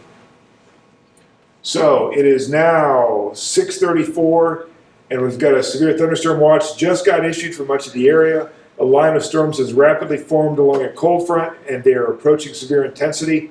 Look for these to sweep across eastern Kansas and Missouri over the next few hours. And this is the view of all of our groups, so it's far enough away it all more or less looks the same. So then here's what it looks like on radar. This yellow box is a severe thunderstorm warning that we've issued. Looks like C, you might be on the corner of the watch. Anything you're concerned about at all? I have a question. Gust fronts, Uh-huh. aren't the gust fronts in front of the storm? Depends. We'll talk about that in a little bit. Oftentimes, the most intense wind is kind of right at the beginning, right at the edge of the rainfall. But a lot of times you'll get the wind at least a little bit before the rain. Yeah, Sometimes 10 miles out or thereabouts. sure. Okay. Do you remember that Indiana State Fair disaster from 2011 when the stage collapsed? Mm-hmm. Well, it happened about 10 years ago. They thought, well, there was a severe thunderstorm warning issued, and the strongest winds were still back with the rain, and they didn't have any weather guys watching the storms for them at that concert at the State Fair. But the outflow boundary was clearly visible to a meteorologist anyway, like 20 miles ahead of the rain. And that was only about 40-mile-an-hour winds, but it was enough to blow that stage, the roof of the stage onto those people. But that's an example of where it was well out ahead of it. Yeah. So yeah, that's not out of the question at all.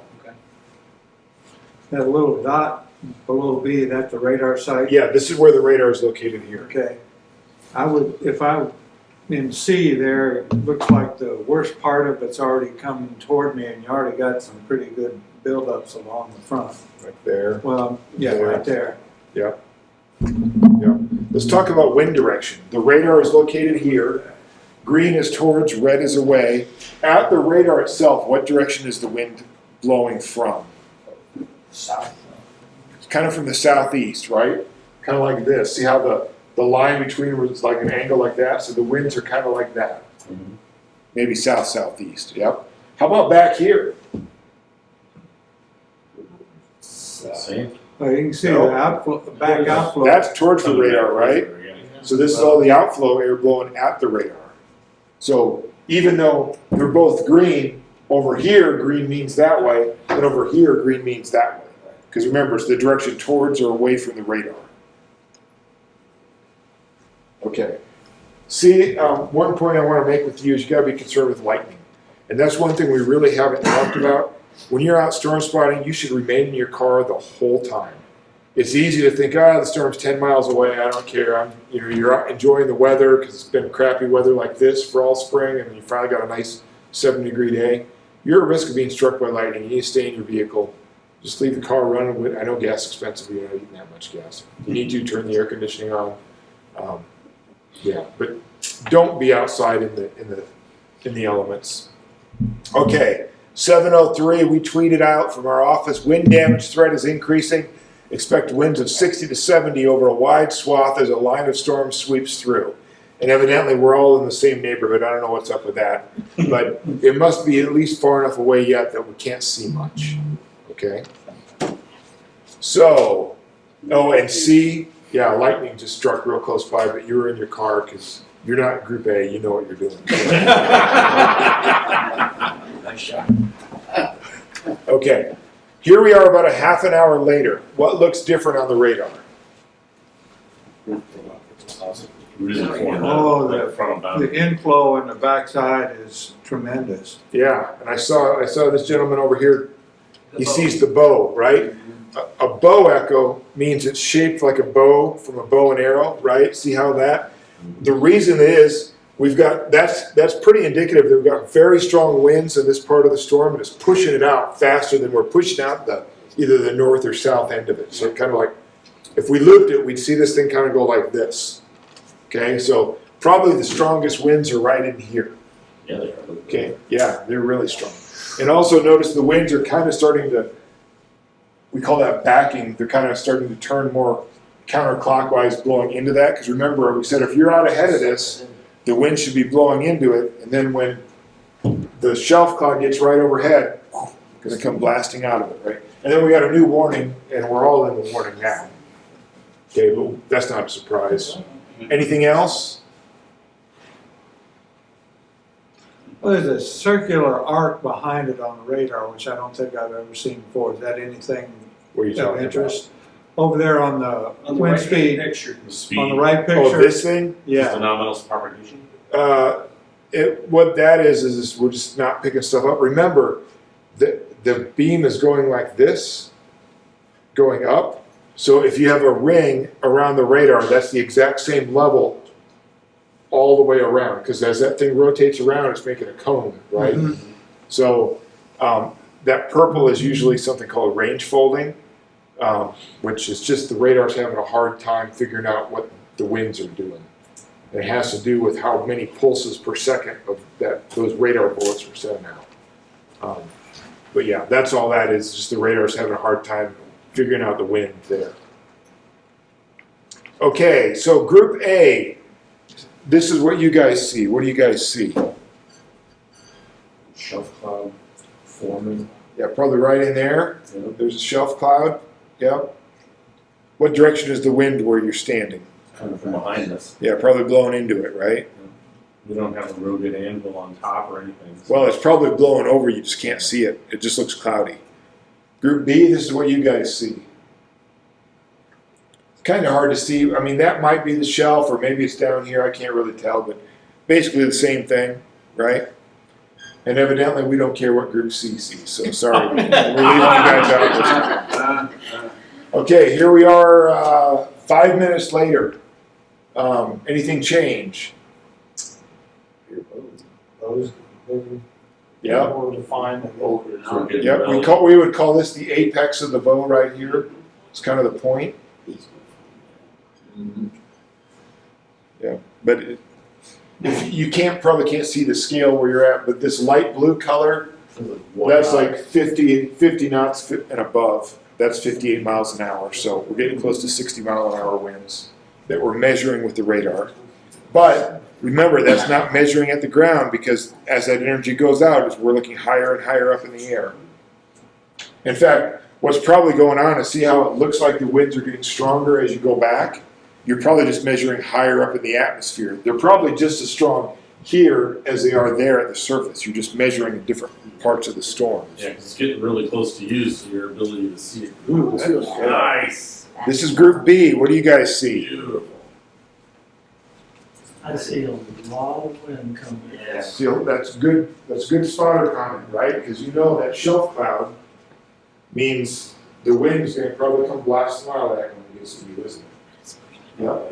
That is a really cool picture. He's always got I would be consulting my possible escape route if at that time. Yeah, I mean, I have a you don't plan need to be a What a nice hole. you don't need to be a hero, We got a right? nice Yeah. big road right there. Yeah. That's pretty tough stuff there. A, this is what you guys are seeing, Group A. really nice. Oh, nice. You're just kind of on the north end of that squall line, aren't you? It's kind of like you're Seeing around the looking around the corner, right? Yep. Yeah. Yep. That light line, Yes. just above the squall line, or sorry, just above the shelf line. Pretty crazy looking. the lights from the spaceship. That's what that ominous logo is. And Group C, we do care what you think. What do you guys have? Is that some ring? What's that? Just shelf cloud. Shelf cloud, yep. Nope, shelf cloud. Now, Is that wall cloud or shelf? Shelf. that's shelf cloud. That's what I thought. Because it goes for a long ways. Yep, a wall cloud would be very, very small horizontally, like maybe a mile across, and it'd be rotating. A shelf cloud is gonna basically stretch along the whole leading edge of that squall line.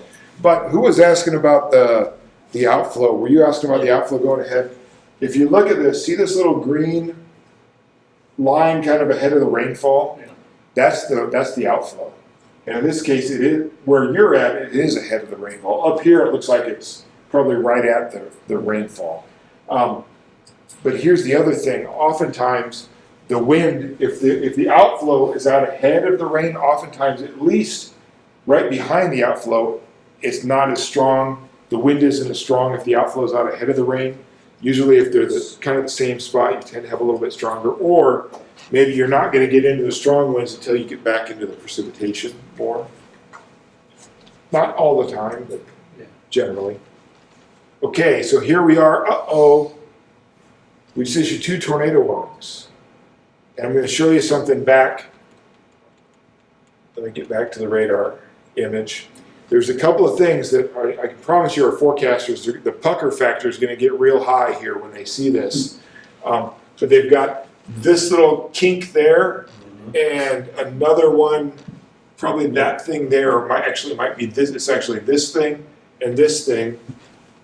You can't really necessarily see it in the circulation all that well yet, but when they start to see these little kinks, and oftentimes you'll get these little lines coming out like that, and then those lines kind of curl up like an elephant trunk, they're getting real nervous. Okay, so when we go ahead 5 minutes, come on, and see that little strong outbound, strong inbounds, very small rotation there, and same thing right there, very, because the radar is down here, and yeah, so they ended up issuing 2 tornado warnings for those things. You can, even though most tornadoes are produced by supercells, you can get squall line tornadoes. We call them QLCS tornadoes, which stands for quasi-linear convective system tornadoes. Is that a warning or is that a watch? Those are warnings. It's a warning. Yeah, so we really are strongly thinking there's high potential of tornado there. Radar indicating for it. Yes. And here's the thing when it comes to squall line tornadoes, you will never see it. Because they're forming with a different mechanism than a supercell tornado. With a supercell tornado, you have such a strong pressure drop that it cools off the air enough to produce that condensation funnel. So you have the funnel cloud. It's a different process with a squall line tornado, and you don't have that pressure drop. And you may have the circulation, and you just won't see it. I have never, ever seen a photo of a squall line tornado. Never. The only ones I've ever seen was when like a squall line overtook a supercell, and the supercell was just embedded in the squall line. So it wasn't a squall line tornado, it was a supercell that happened to be in a squall line, if that makes sense. So as a spotter, that's important for you to know, because who was saying, I might be thinking about seeking shelter? Somebody over here would, maybe you would, right? Well, now, you're not going to see it. If you're in a tornado, you're not going to see it. So if I'm in that warning, I'm probably like, I'm going to find a sturdy structure. And why are you not going to see it again on this thing? Because the reason the funnel cloud in a tornado forms is because there's enough of a pressure. When pressure decreases, the air cools off. You cool the air to the dew point, and you produce cloud. In a squall line tornado, there's not as much of a pressure drop, and so you don't cool the air off enough to produce the condensation funnel, and you can still have a rotation, but there's not going to be a cloud there to show it to you. It's just the air moving. The only thing that condensation funnel is in a tornado is that's just, you're seeing basically the liquid water drops in the cloud are showing you where the tornado is. Otherwise, the only way you would ever see it is debris, right? The other problem is with the squall line tornado, you probably already have 60 to 80 mile an hour straight line winds in there. And with the tornado embedded in that, what it really means is on one side of the tornado, you probably got 100 mile an hour winds. And on the other side of the tornado, you probably have 40 mile an hour winds, going the other way, right? Because it's like vector addition. Like add 20 miles, because the tornado's going like this, right? So if it's already going 80 miles an hour this way, it would only have to go around 20 miles an hour to add 20 to your 80 here to give you 100, and then subtract 20, well, I guess it'd be 60. Just, you get what I'm saying. And a lot of times I have to go out and survey the damage from these things. It's very difficult to decide where the straight line wind damage ends and the tornado damage begins, because it just kind of blends from one, and then all of a sudden before you know it, it's like, oh, it's really bad here. You know, and it kind of just gradually got worse as you went to that. So the whole point of that is just to say, don't count on seeing the tornado to stay safe. If you get a tornado warning dropped on you when you're watching a squall line come in, it's time to get off the road, get into a sturdy structure, and just stay safe. Okay, there we are 5 minutes later. Again, real strong circulations in there. So, Group A, my spotters at Group A, you're in the tornado warning. Here's what you see. Notice this is right before the shelf cloud gets overhead. Here are the shelf clouds overhead and what happened to the winds. Yep, the flag's showing you, right? They're blowing out of the storm now, right? What happened to the temperature? Cold. It dropped. Yep. Okay, spotter B, it's just about there. And there it moved through, and again, you can look at the flag to see what direction the winds are blowing. And they got dirt kicked up there. Again, you got some good wind coming through. And C, the outflow is actually, that's the shelf cloud there. It's actually already through. Oftentimes, we'll call this view kind of like the inside of the whale's mouth. Because imagine like it extending down, the shelf cloud's kind of like the, right, like the bristles or what the front top, just like that. And you don't really have much in the way of wind. Maybe it's kind of bending over the top of the tree a little bit, but it just doesn't look that strong where you're at. Hey, do you have any tips on how do you gauge wind when you're out there? Other than it raining sideways. You can Google something called Beaufort wind scale, which is kind of something that was developed by mariners, sailors, and it will be, I think it's spelled like BUEFORT or something like that.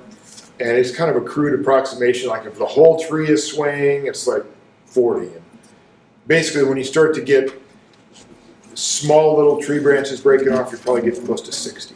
Like things like as big around as my pinky or smaller would be more around 60. Okay. So yeah, I agree with you. It's pretty much a wag.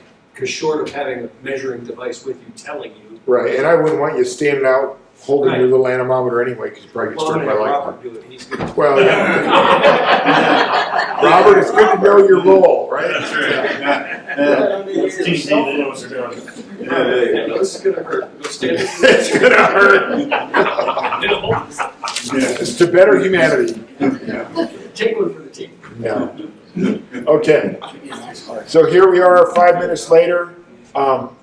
It looks like A and B at least are well into the rain. This is what's going on in A. It kind of looks like to me this is one of those cases like when you're driving down the highway and you're like, I can't see anything, and you just got to pull over, right? It's like windy, it's rainy, it's pouring rain. And then you stopped and you saw this because you pulled into a gas station. Oh, there goes the gas station. What would you report in? Maybe I should. Building damage. What kind of building damage? Because I'm in my windowless room. Structural building damage. You maybe you got roof coming off the. It'd be easier if you were there, right? So let's just make up what you think. Maybe you've got pieces of the roof of this gas station flying off right now. Yeah, just something to be descriptive. Okay, yeah. Okay, Group B. This is you guys. Looks kind of the same right now, doesn't it? But then once it moves through, you go back home and you find. Oh wait, no.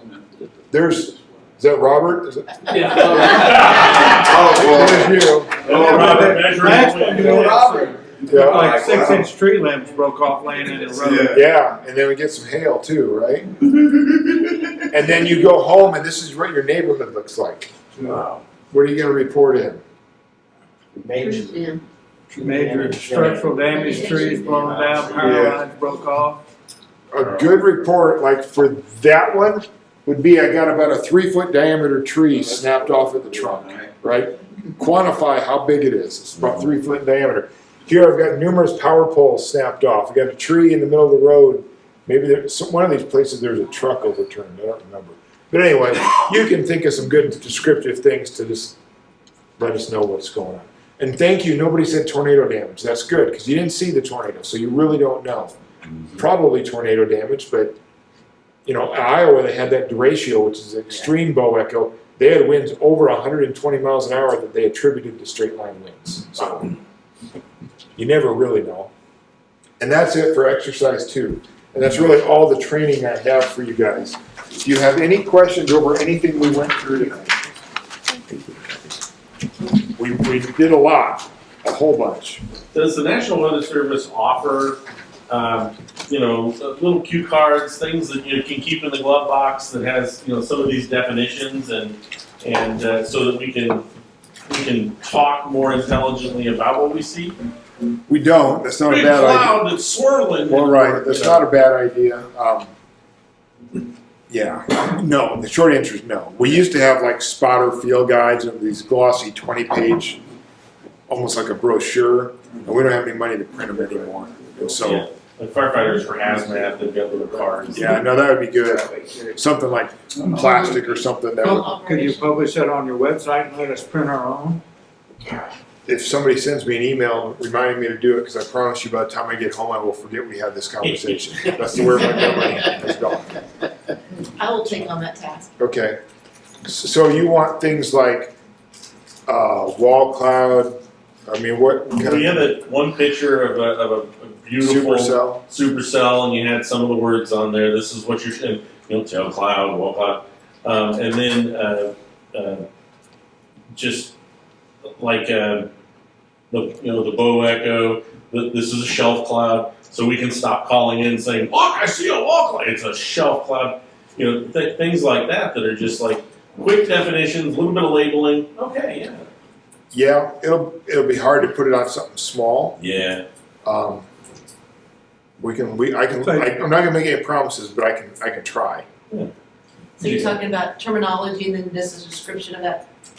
Yeah, What that is. something that like a picture of a supercell, like you had that one slide from a distance, and then maybe A, B, C, D on it, and you can flip it over, and this is what those things are, and then a 3x5 size, and then a shelf cloud like that picture you had with all the little items that are of interest that are labeled, and then you're like, okay, that's what that is, and so we have better terminology when we call in to speak, when we're not just talking about clouds and stuff and things like that.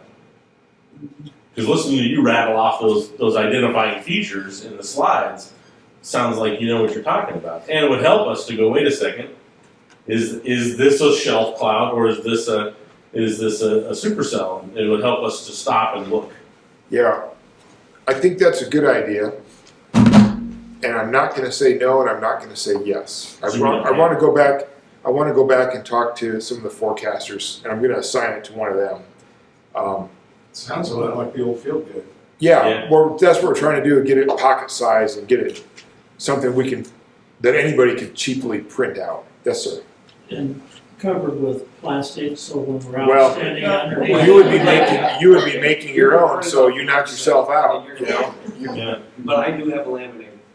There you go. Okay. Yeah, so yeah. So if You know- I'm standing under that oak tree, With Robert. and the lightning storm. You and Robert my together. paper together. Robert hanging out together again. That's a great suggestion. I do appreciate that.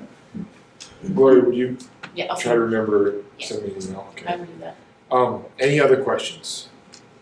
Yeah, when we were in the scenarios, you said that 90% was, well, to you, that should already be in warning stage. So say one of our net control operators is on there, we're not supposed to say anything without it being posted on net control. What should we do? I mean, what I do would we, just what, say- what do we say? Just, I would say Storm Prediction Center says there's a 90% chance of a tornado watch issued soon. They might say in the next hour or something like that. okay, so just repeat it just like that. Or you could say it's highly likely. They're pegging it at 90%, or yeah. You don't have to say they're definitely going to do it. I was just telling you, Right. I've never seen them do 90% and not do it. But that's typical meteorologists, just hedging their bets, sort of, right? Like it might happen. Well, but typically we don't start the storm net until we know that there's either a warning issued already or the storm is already here. You don't just kind of jump on there without one of those things happening, so that's the only reason I brought that question up. So, Yeah, if because- that's not really relevant to you guys, you don't have to communicate any of it. That's not a problem.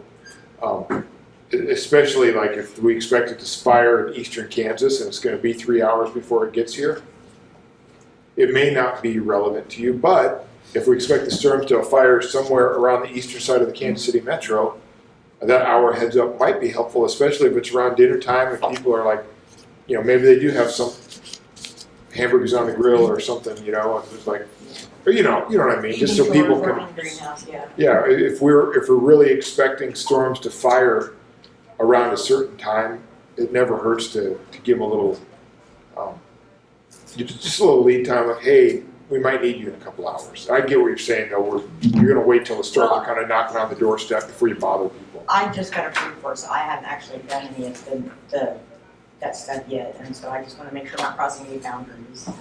Well, that would be depending on what the group thinks, what the leadership of the HAMNet wants. There's a fine line between freaking people out and getting them prepared. Well, I mean, yeah, I mean just like anybody else. Carrie, didn't we used to use Cass County as a trigger? If they went into a watch, then we started watching and activating. Our rule is if any county touching Johnson County is under watch or warning, then we start up something. It may not be a formal net yet, but somebody's at least keeping an eye on it. That's what you're saying. But the point I was gonna make is, when something like that is about to hit us, we've had all kinds of warning. I mean, weather service has gotten better and better over the years. And I can pretty much count on, if I'm looking at the morning report and got a summary of what's supposed to happen that day, we're ready. We've got our net controls all lined up and we're already talking about it that morning. It's rare that something's gonna surprise us anymore.